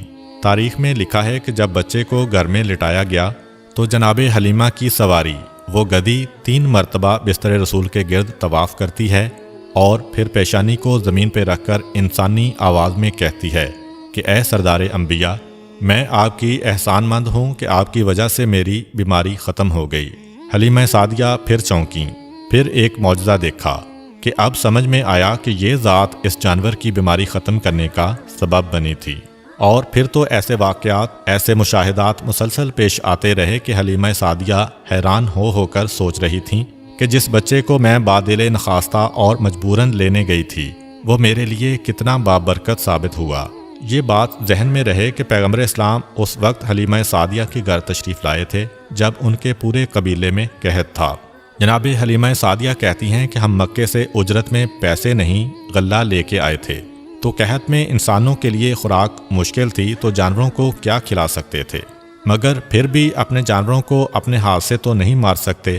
روزانہ صبح کو اپنے جانوروں کو قبیلے کے چاروں طرف چرنے کے لیے بھیج دیتے ہیں، اور عجیب بات یہ ہے کہ سارے قبیلے کے جانور بھوکے واپس آ رہے ہیں۔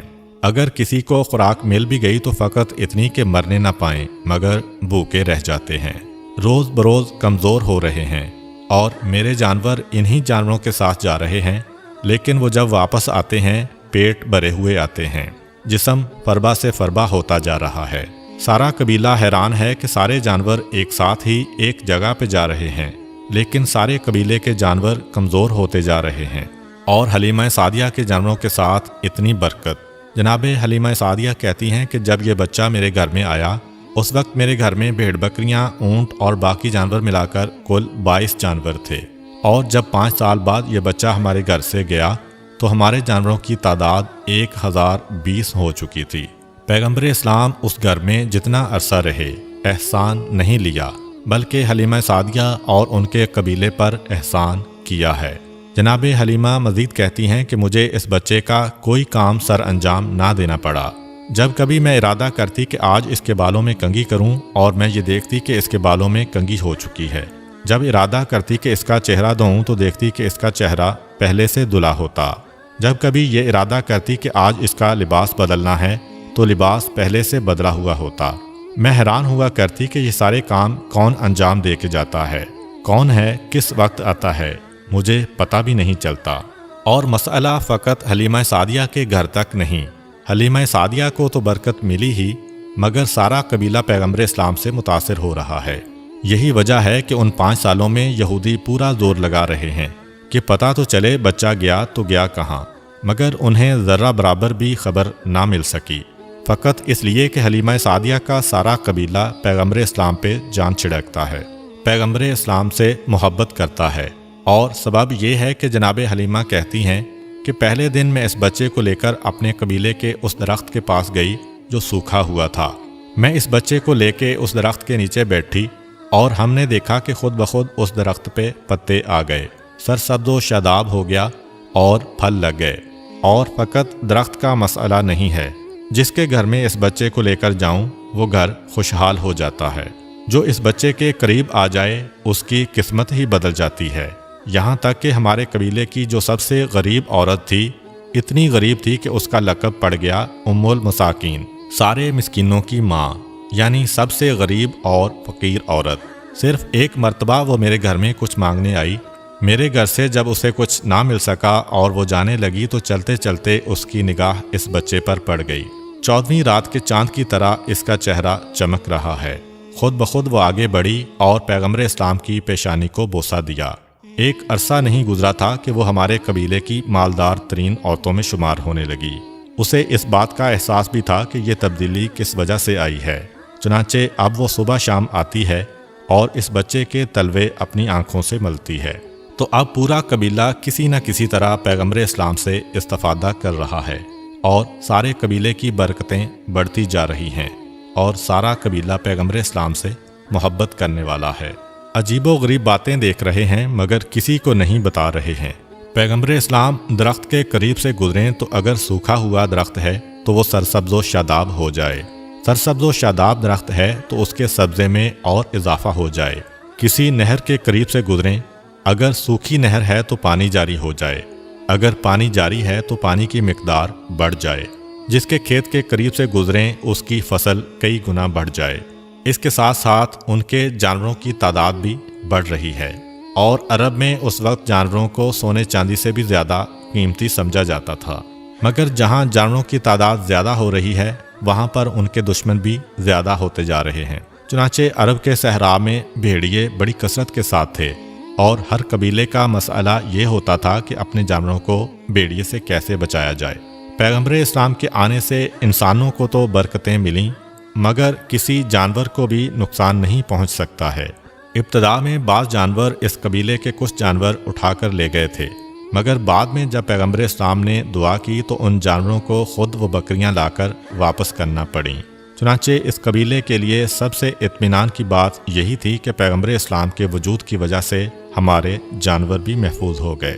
یہ تمام مناظر دیکھ کر سارا قبیلہ پیغمبر اسلام سے محبت کر رہا ہے، اور پیغمبر اسلام تو گویا اب اس قبیلے کے سردار بن گئے۔ ایک دن پیغمبر اسلام اپنی ماں حلیمہ سعدیہ سے شکایت کرتے ہیں، کیونکہ دودھ کے ذریعے بھی وہ سارے رشتے قائم ہوتے ہیں جو خون کے ذریعے ہوتے ہیں، اس لیے حلیمہ سعدیہ پیغمبر اسلام کی ماں قرار پائیں۔ شکایت کرتے ہیں کہ میں سارا دن سائے میں بیٹھ کر آرام کرتا ہوں، لیکن میرے بھائیوں کو جانور چرانے کے لیے سارا دن دھوپ میں جانا پڑتا ہے، صحراؤں میں گھومنا پڑتا ہے۔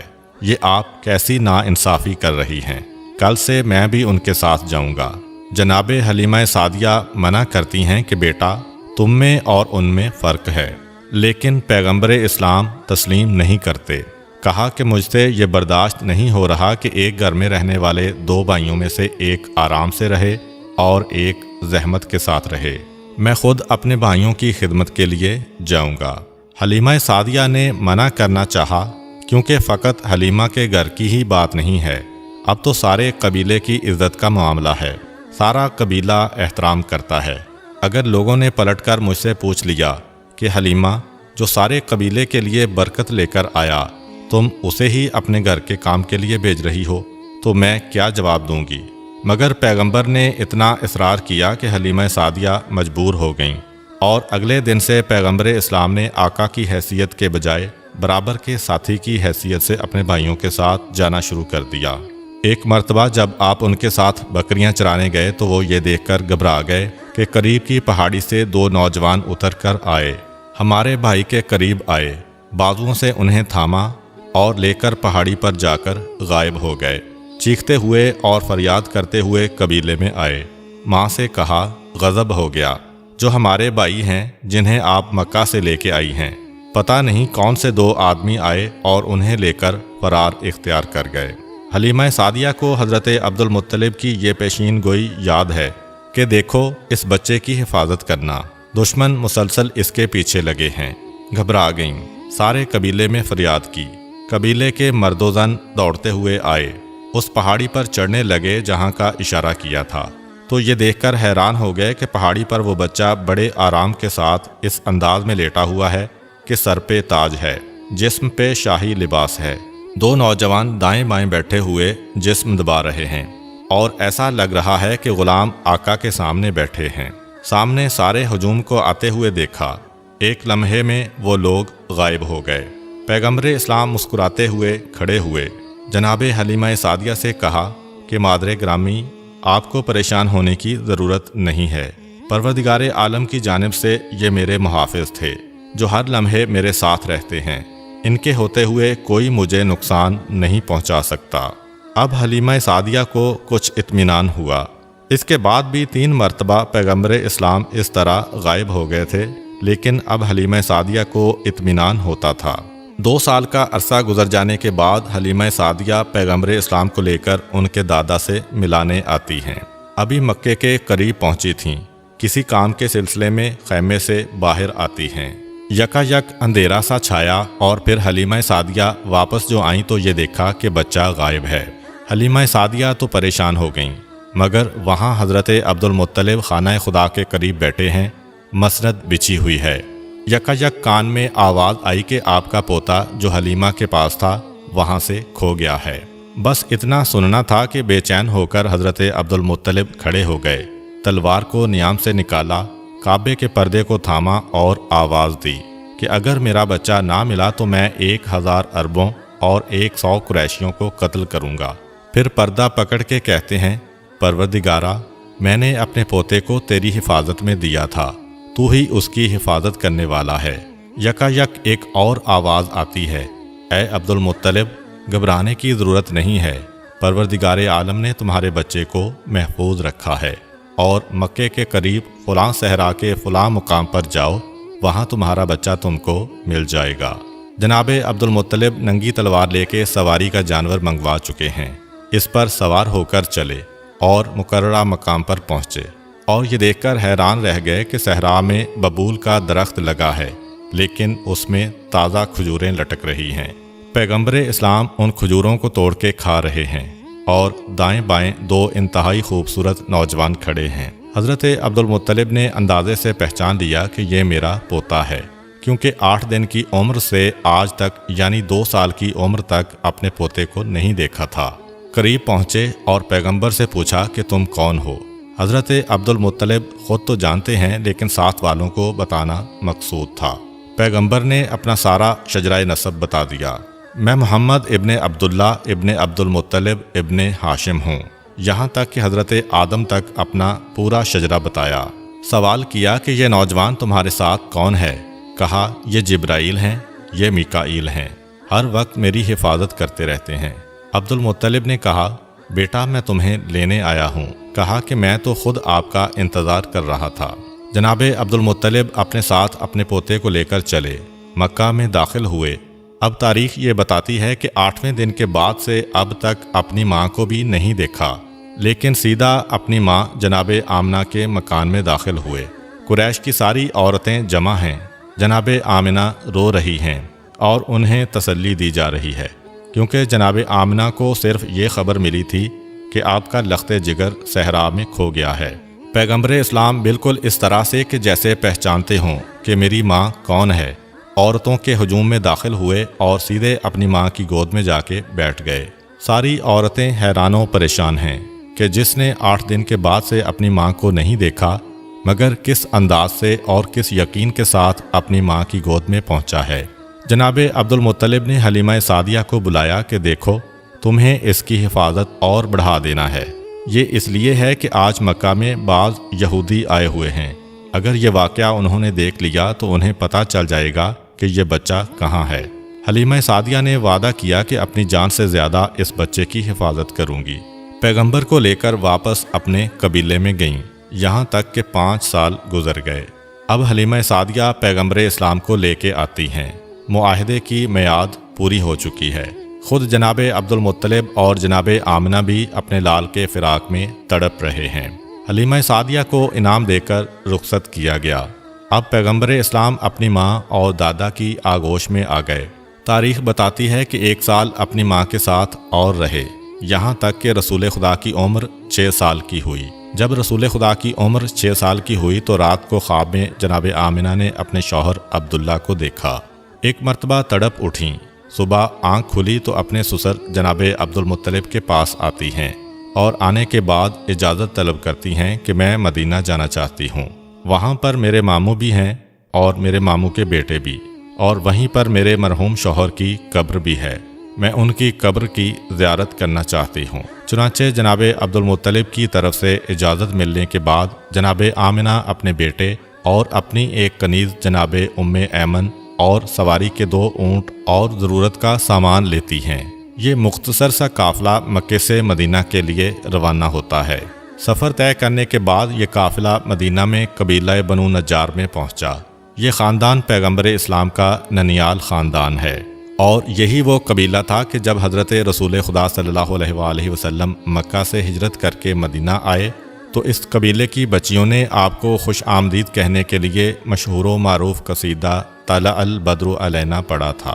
تاریخ بتاتی ہے کہ جناب آمنہ 1 مہینے تک اس قبیلے میں رہیں، اسی مکان میں ہی ٹھہریں جہاں حضرت عبداللہ کی قبر مبارک تھی۔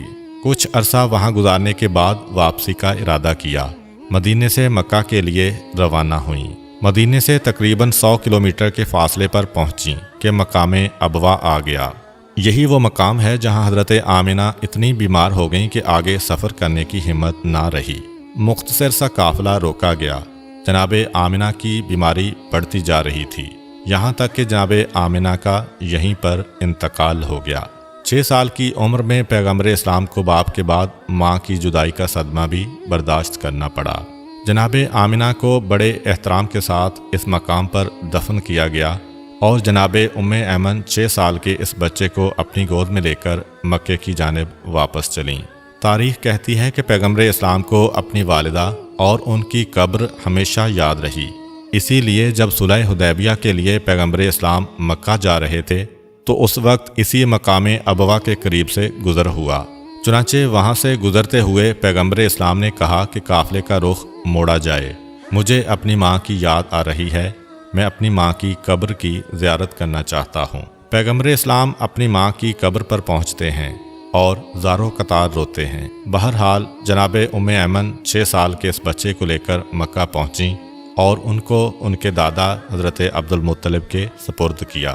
118 سال کی عمر ہے جناب عبد المطلب کی، ضعیفی کا عالم ہے، لیکن پیغمبر اسلام کو اپنی کفالت میں لیا۔ 1 سال تک پیغمبر جناب عبد المطلب کے پاس رہے اور اسی سال میں وہ واقعہ پیش آیا جو ہم نے اپنی پچھلی ویڈیو میں بیان کیا تھا۔ یہودیوں نے رسول خدا کی دعوت کی اور یہ ارادہ کیا کہ حرام کھلا کر دیکھیں کہ یہ رسول ہے کہ نہیں، اور ناکام ہو گئے۔ جب پیغمبر اسلام کی عمر 7 سال کی ہوئی اور حضرت عبد المطلب 119 سال کے ہوئے، تب ایک ایسا واقعہ پیش آیا جس میں پیغمبر اسلام کے پاس کچھ ایسے تحفے آئے جو پیغمبر اسلام کی ساری زندگی پیغمبر کے ساتھ ساتھ رہے۔ وہ واقعہ یہ تھا کہ اسی زمانے میں یمن کے حاکم سیف نے مکے پر قبضہ کر لیا اور مکے کو اپنی حکومت میں شامل کر لیا۔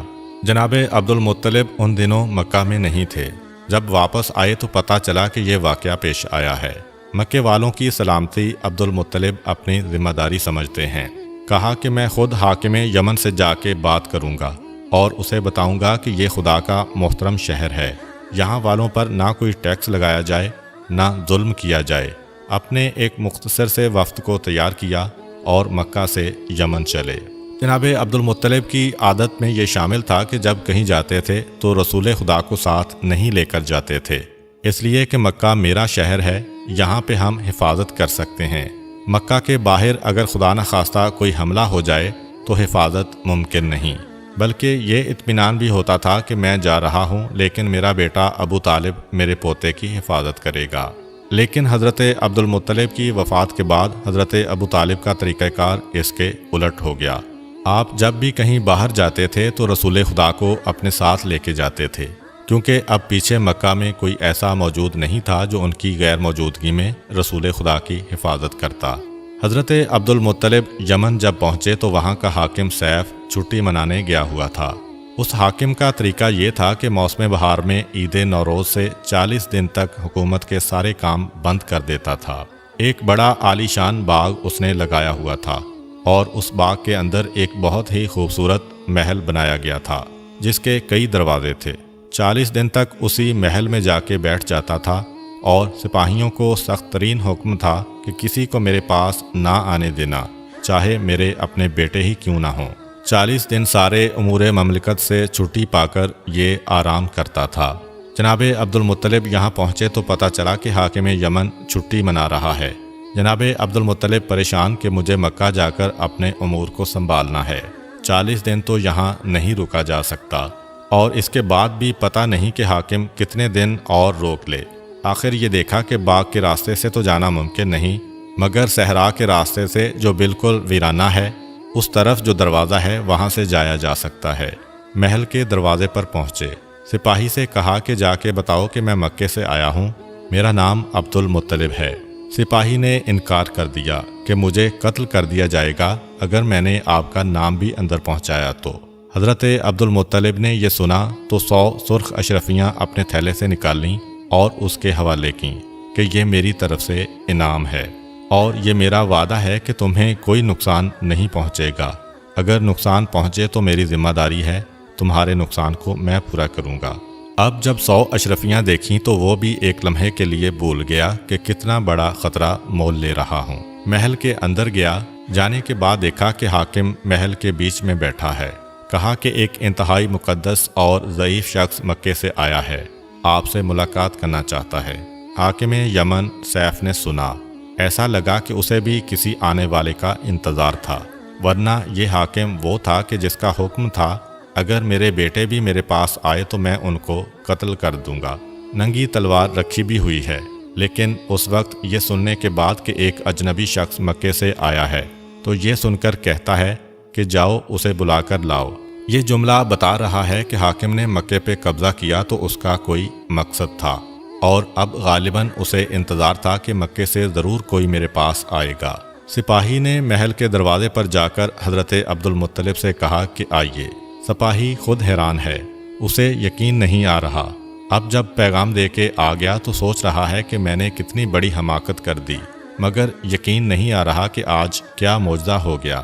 حضرت عبد المطلب کو لے کر محل کے اندر پہنچا۔ حاکم یمن محل کے اندر بیٹھا ہے، ایک پہلو میں ننگی تلوار ہے، ایک پہلو میں شراب کا جام ہے۔ جناب عبد المطلب کو آتا ہوا دیکھا، کھڑے ہو کر استقبال کیا۔ آپ کہاں سے تشریف لائے ہیں؟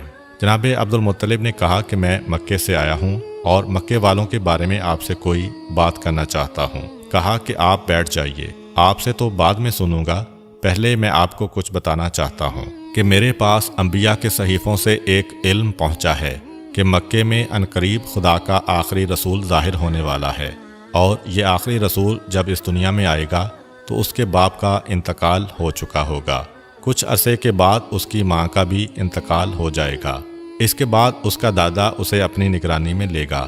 جب وہ دادا اسے اپنی نگرانی میں لے گا تو ایک مرتبہ وہ دادا مجھ سے ملنے آئے گا، اور میرے پاس انبیاء کی جانب سے 3 امانتیں اس رسول کے لیے رکھی ہوئی ہیں۔ میں انتظار کر رہا ہوں کہ مکہ میں وہ کون ہے جو آ کے مجھ سے یہ امانت لے جائے۔ یہ بھی یاد رکھیے کہ اس بچے کی پہچان یہ ہے کہ اس کے دونوں کاندھوں کے بیچ ایک مہر نبوت لگی ہوئی ہے جس پہ لکھا ہے لا الہ الا اللہ محمد الرسول اللہ۔ جب یہ بچہ آپ کو مکے میں نظر آئے تو آپ فوراً مجھے آ کر پیغام دیں، کیونکہ میں اس کا انتظار کر رہا ہوں۔ جناب عبد المطلب جانتے ہیں کہ یہ کس بچے کا تذکرہ ہو رہا ہے، لیکن سوچ رہے ہیں کہ کیا کہیں۔ یہ بھی نہیں کہہ سکتے کہ وہ میرا پوتا ہے، کہیں حاکم یہ نہ سمجھ لے کہ امانت کا نام سن کر اپنے آپ کو کہہ دیا، اور یہ وعدہ بھی نہیں کر سکتے کہ جب وہ بچہ آئے گا تو میں آپ کو بتاؤں گا۔ یہ بھی ایک طرح سے غلط وعدہ ہے۔ بیٹھے ہوئے ہیں۔ سیف مسکرایا، مسکرا کے کہا فقط اتنا ہی نہیں، میرا اندازہ یہ ہے کہ اس بچے کے دادا آپ ہی ہیں، اور وہ بچہ اس وقت آپ کے گھر میں پیدا ہو چکا ہے۔ جناب عبد المطلب نے کہا کہ ہاں، جو علامتیں آپ نے بتائی ہیں ان علامتوں کے مطابق تو میرا پوتا ہے، اور مجھے یہ بھی پتا ہے کہ میرا پوتا اللہ کا آخری رسول ہونے والا ہے۔ مجھے اس کے بارے میں سب کچھ معلوم ہے۔ سیف نے کہا کہ اچھا، کل دربار میں آپ سے ملاقات ہوگی اور وہاں پہ میں آپ سے تفصیلی بات چیت کروں گا۔ جناب عبد المطلب رخصت ہو کر باہر آ گئے، اور یمن میں جس جس کو یہ اطلاع ملی سب نے ایک مرتبہ حیرت کے مارے دانتوں میں انگلیاں دبا لیں۔ یہ کیسے ممکن ہے کہ ان دنوں میں کوئی آدمی جائے اور زندہ واپس آ جائے؟ اور اس سے زیادہ حیرت اگلے دن ہوئی کہ 40 دن سے زیادہ حاکم شہر والوں سے کٹ جاتا تھا، لیکن اب محل سے باہر نکل آیا۔ اگلے دن دربار سجایا گیا، اور دربار میں باقاعدہ مکے کے وفد کو شاہی مہمان کی حیثیت سے بلایا۔ حاکم نے جناب عبد المطلب کو اپنے پہلو میں بٹھایا اور سارے وفد میں بھاری انعامات تقسیم کیے۔ اب جناب عبد المطلب انتظار کر رہے ہیں کہ اب وہ امانتیں کب ملتی ہیں۔ حاکم نے کہا کہ راز کی بات ہے جو میں دربار میں سب کے سامنے نہیں کہہ سکتا، شام کو آپ میرے محل میں آئیے، جب آپ کو رخصت کیا جائے گا تو یہ امانتیں آپ کو دے دی جائیں گی۔ اب حضرت عبد المطلب کو انتظار ہے۔ شام کا وقت آیا، حضرت عبد المطلب شام کو محل میں گئے تو حاکم یمن نے 3 جانور پیش کیے۔ کہا کہ یہ 3 جانور میری طرف سے آپ کے اس پوتے کے لیے تحفہ ہے کہ جو اللہ کا آخری رسول ہونے والا ہے، اور اگر میں زندہ رہا تو یقیناً اس کی مدد کروں گا۔ حاکم یمن 1 اونٹنی، 1 خچر اور 1 گھوڑا تحفے میں پیش کرتا ہے۔ یہ اونٹنی تاریخ اسلام میں بڑی اہمیت رکھتی ہے، کیونکہ پیغمبر اسلام نے جو اپنا آخری خطبہ دیا تھا وہ اسی اونٹنی کے اوپر سوار ہو کر دیا تھا، جو حاکم یمن کی طرف سے رسول خدا کو ملی تھی۔ یہ تینوں جانور پیغمبر اسلام کے ساتھ مدینے میں بھی تھے۔ چنانچہ تاریخ بتاتی ہے کہ جب پیغمبر اسلام ہجرت کر کے گئے تو حضرت علی علیہ السلام کو بستر پہ سلایا گیا، اور ایک اور ذمہ داری آپ کے سپرد کی گئی کہ خاندان بنی ہاشم کی جو عورتیں ہیں جنہیں رسول خدا اپنے ساتھ لے کر نہیں گئے تھے، انہیں اور ان جانوروں کو اور خاندانی تبرکات کو لے کے مجھ سے مدینے میں ملاقات کرنا۔ تو یہ پیغمبر اسلام کے پاس وہ تحفے تھے کہ جو حاکم یمن کے ذریعے ان تک پہنچے اور آخری وقت تک پیغمبر کی خدمت میں رہے۔ حاکم یمن نے بتایا کہ یہ گھوڑا پروردگار عالم کی جانب سے ایک معجزے کے نتیجے میں وجود میں آیا، اور اس اونٹ کے بارے میں بھی روایت ہے کہ یہ خاص الخاص تحفہ پیغمبر اسلام کے لیے بنایا گیا۔ حاکم نے تینوں جانوروں کے بارے میں بتایا کہ اس اونٹنی پر میں اگر 6 مہینے بھی سفر کروں تو یہ تھکتی نہیں ہے اور اپنے سوار کو پریشان نہیں کرتی۔ گھوڑا ایسا بابرکت ہے کہ میں جس جنگ میں بھی اس پر سوار ہو کر گیا کبھی مجھے شکست نہیں ہوئی اور میرے قدم پیچھے نہیں ہٹے۔ خچر ایسا ہے کہ اس کے اوپر سوار ہو کر اگر تفریح کی جائے تو انسان کی تفریح کا لطف دوبالا ہو جاتا ہے۔ یہ خاص الخاص 3 تحفے ہیں، یہ آپ اس سال اپنے ساتھ لے جائیں۔ آئندہ سال جب آپ تشریف لائیں تو ایک اور اہم ترین راز ہے جو انبیاء کے صحیفوں میں ہے اور میرے سینے میں محفوظ ہے۔ میں وہ آپ تک پہنچاؤں گا تاکہ آپ پھر اپنے خاندان والوں کو یہ راز بتائیں۔ اپنے پوتے کی حد سے زیادہ حفاظت کریں۔ آئندہ سال مجھ سے ضرور ملاقات کریں اور میرا یہ عقیدہ سنتے جائیں کہ میں آپ کے پوتے کی نبوت پر ایمان لا چکا ہوں اور اگر زندہ رہا تو تلوار نکال کر ان کی مدد کروں گا۔ حضرت عبد المطلب کو خدا حافظ کہا۔ حضرت عبد المطلب انتہائی خوشی کے عالم میں واپس آ رہے ہیں، مکہ کے قریب پہنچتے ہیں۔ ایک مرتبہ مکہ والوں کو پتہ چلا کہ ہمارے سردار حاکم یمن سے بات چیت کر کے آ رہے ہیں۔ سارا مکہ استقبال کے لیے نکلا۔ پیغمبر اسلام ساتھ ہیں، مگر راستے میں ایک جگہ پتھر پر بیٹھ گئے اور مکے والے آگے بڑھ گئے۔ جیسے ہی یہ استقبالیہ ہجوم حضرت عبد المطلب کے پاس پہنچا تو حضرت عبد المطلب نے کسی کو نہیں دیکھا۔ پہلا سوال کیا کہ میرا پوتا کہاں ہے؟ اب لوگ ایک دوسرے کو دیکھ رہے ہیں۔ پتہ چلا کہ وہ تو راستے میں ایک جگہ آرام کے لیے بیٹھ گئے تھے۔ ہم آگے نکل آئے۔ جناب عبد المطلب نے کہا کہ میں کسی سے ملاقات نہیں کروں گا جب تک کہ اپنے عبداللہ کی نشانی کی زیارت نہ کر لوں۔ سب کو ہٹا کر آگے بڑھے اور خود پیغمبر اسلام کے پاس پہنچے۔ کہا کہ یہ 3 تحفے میں تمہارے لیے لایا ہوں۔ پیغمبر اسلام نے انتہائی خوشی کے ساتھ ان تحفوں کو قبول کیا۔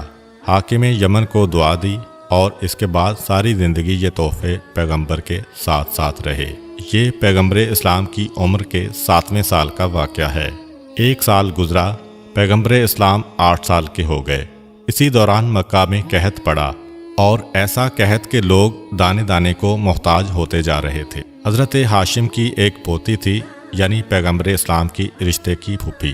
انہوں نے ایک مرتبہ خواب میں یہ دیکھا کہ جب تک تم عبداللہ کے یتیم کے ذریعے سے دعا نہیں مانگو گے اس وقت تک مکہ والوں کی پریشانی دور نہیں ہو سکتی۔ خاندان بنو ہاشم کے لیے تو یہ کوئی مسئلہ ہی نہ تھا۔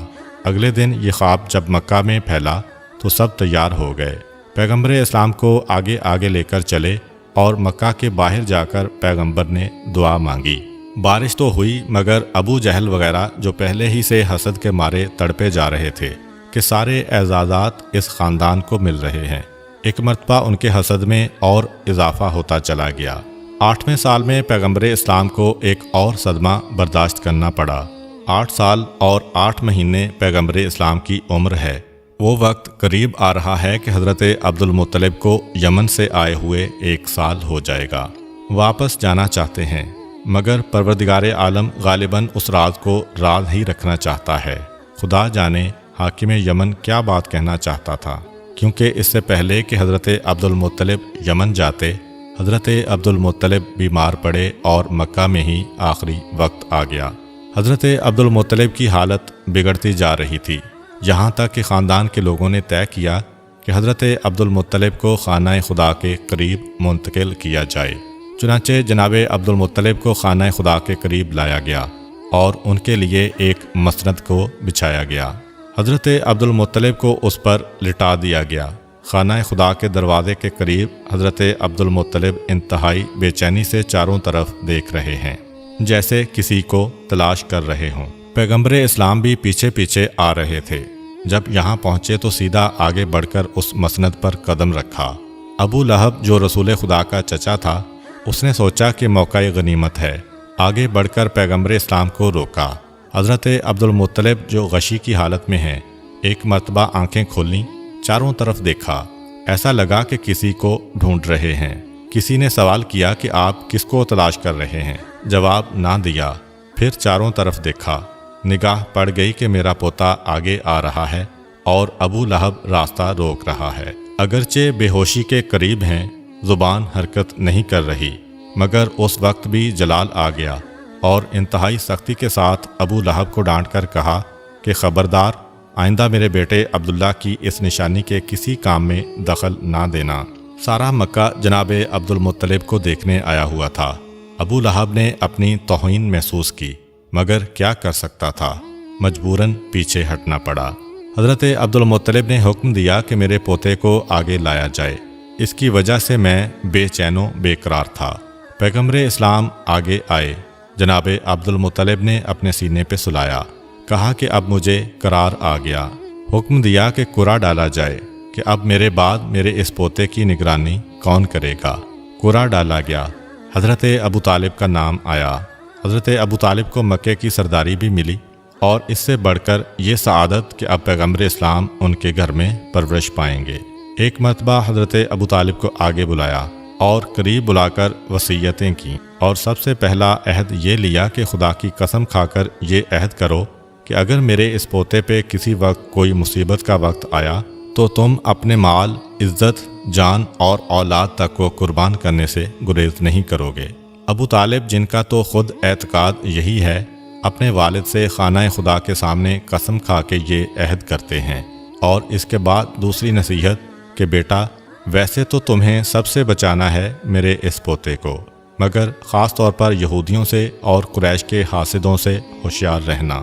حضرت ابو طالب نے عہد کیا کہ میری جان و اولاد سے بھی زیادہ قیمتی ہے میرا یہ بھتیجا۔ حضرت ابو طالب کے ہاتھ میں پیغمبر اسلام کا ہاتھ دیا، اس کے بعد آواز دی کہ اے قریش والو، کیا میرا تم پر کوئی حق ہے یا نہیں؟ سارے قریش نے کہا کہ آپ کی وجہ سے ہم صاحب عزت ہو گئے، آپ کی وجہ سے سارا عرب ہمارا احترام کرنے لگا، آپ کا ہمارے جان و مال پہ حق ہے۔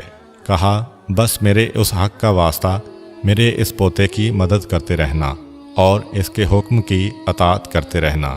سارے قریش نے یک زبان ہو کر کہا ہمارا آپ سے یہ وعدہ ہے۔ اب حضرت عبدالمطلب چاروں طرف دیکھتے ہیں۔ حضرت ابو طالب سوال کرتے ہیں کہ کیا بات ہے؟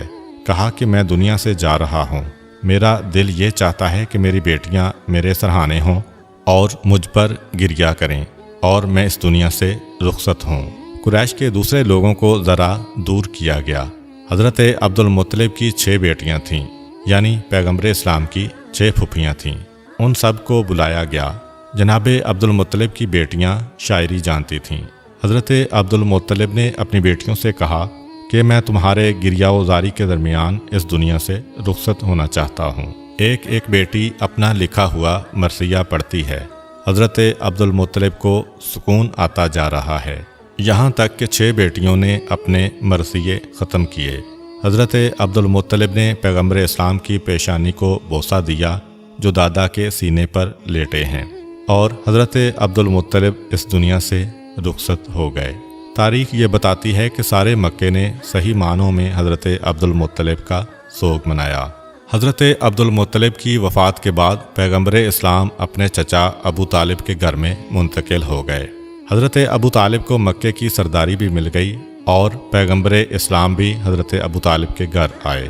حضرت ابو طالب کے گھر پیغمبر اسلام جب تشریف لائے تو حضرت ابو طالب اس عزت و احترام کا ابھی سے مظاہرہ شروع کر دیتے ہیں کہ جو عام مسلمانوں نے اعلان رسالت کے بعد شروع کیا۔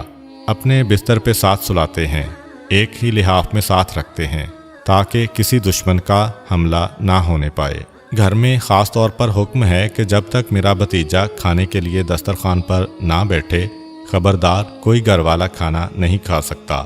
سارے کا سارا کھانا پیغمبر اسلام پر منحصر ہے، یہاں تک کہ تاریخوں میں ہے کہ اگر کسی دن پیغمبر اسلام کا کھانا کھانے کا دل نہیں چاہا تو ابو طالب کا حکم ہوتا کہ آج میرے گھر میں کھانے کا دسترخوان ہی نہیں بچھے گا، سب فاقہ کریں، یہ مجھے قبول ہے، مگر یہ برداشت نہیں کہ میرے بھتیجے کے ہاتھ ڈالے بغیر کسی کھانے کو استعمال کیا جائے، کیونکہ جب میرا بھتیجا کسی کھانے میں ہاتھ ڈالتا ہے یا مس کرتا ہے تو برکت ہی برکت ہو جایا کرتی ہے۔ ادھر ابو طالب کے یہ احکامات ہیں، ادھر ان کی زوجہ محترمہ جناب فاطمہ بنت اسد بھی کہتی ہیں کہ میں نے مسلسل معجزات پہ معجزات دیکھے۔ فرماتی ہیں کہ ہمارے گھر میں کھجور کا ایک سوکھا ہوا درخت تھا۔ ایک دن رسول خدا مکان کے صحن میں داخل ہوئے، صحن میں آ کر کسی کام سے درخت کے قریب رک گئے، درخت پہ ہاتھ رکھا۔ جیسے ہی درخت پر ہاتھ رکھا تو درخت میں تازہ کھجور پیدا ہو گئے۔ درخت سوکھا ہے، سرسبز نہیں ہوا، مگر کھجور پیدا ہو گئی۔ جناب فاطمہ کہتی ہیں کہ اب کے بعد اس درخت کا یہ طریقہ ہو گیا کہ دن میں کم سے کم ایک مرتبہ اس میں کھجوریں ضرور آیا کرتی تھیں، اور میں ان کھجوروں کو توڑ کر اپنے گھر والوں کو کھلایا کرتی تھی۔ ایک دن ایسا اتفاق ہوا کہ اس کھجور کے درخت نے ناغہ کر دیا اور کھجوریں نہیں دیں۔ اب پریشان، کیونکہ عادت پڑ گئی تھی۔ تھوڑی دیر بعد میرا بھتیجا مکان میں داخل ہوا۔ میں نے اس سے ایک طرح کی شکایت کی کہ اس درخت کو کیا ہو گیا ہے، اس نے کھجوریں دینا بند کر دی ہیں۔ اتنا سننا تھا کہ میرا بھتیجا آگے بڑھا اور درخت کے قریب پہنچا۔ جناب فاطمہ بنت اسد فرماتی ہیں کہ میں نے دیکھا کہ درخت کی شاخیں جھکیں، پیغمبر اسلام کے چہرے کے قریب آئیں۔ پیغمبر اسلام نے اسے کچھ کہا تو اس میں تازہ کھجوریں آ گئیں، اور میرے بھتیجے نے کہا کہ چچی، اب اس کے اندر کھجوریں نہ ہونے کی کبھی آپ کو شکایت نہیں ہوگی۔ بس یہ کہہ کر میرا بھتیجا تو آگے بڑھ گیا۔ میں نے ایک مرتبہ اپنے ہاتھ اٹھائے، پروردگارا، اتنا بڑا مقام ہے میرے بھتیجے کا، اس کا واسطہ تو مجھے ایک ایسی اولاد عطا فرما جو اسی کی مثل ہو اور ہمیشہ اس کا ساتھی بن کر رہے۔ جناب فاطمہ بنت اسد کہتی ہیں کہ جب میرے گھر میں میرا چوتھا بیٹا پیدا ہوا، جس کا نام ہم نے علی رکھا، تو مجھے یقین تھا کہ یہ ضرور اس دن کی دعا کا نتیجہ ہے جو میں نے پیغمبر اسلام کے معجزے کو دیکھ کر مانگی تھی۔ اب پیغمبر اسلام اس گھر میں اس انداز سے رہ رہے ہیں کہ ابو طالب باپ جیسی محبت دے رہے ہیں، اور فاطمہ بنت اسد واقعاً ماں بن کر پیغمبر اسلام کی پرورش کر رہی ہیں۔ امید کرتا ہوں کہ آپ کو آج کی ویڈیو اچھی لگی ہوگی۔ اگر آپ کو ہماری ویڈیو اچھی لگی ہے تو ویڈیو کو لائک کریں، اور مزید اس طرح کی ویڈیوز دیکھنے کے لیے ہمارا چینل سبسکرائب کر لیں۔ ملتے ہیں نیکسٹ ویڈیو میں، اجازت دیجیے، اللہ حافظ۔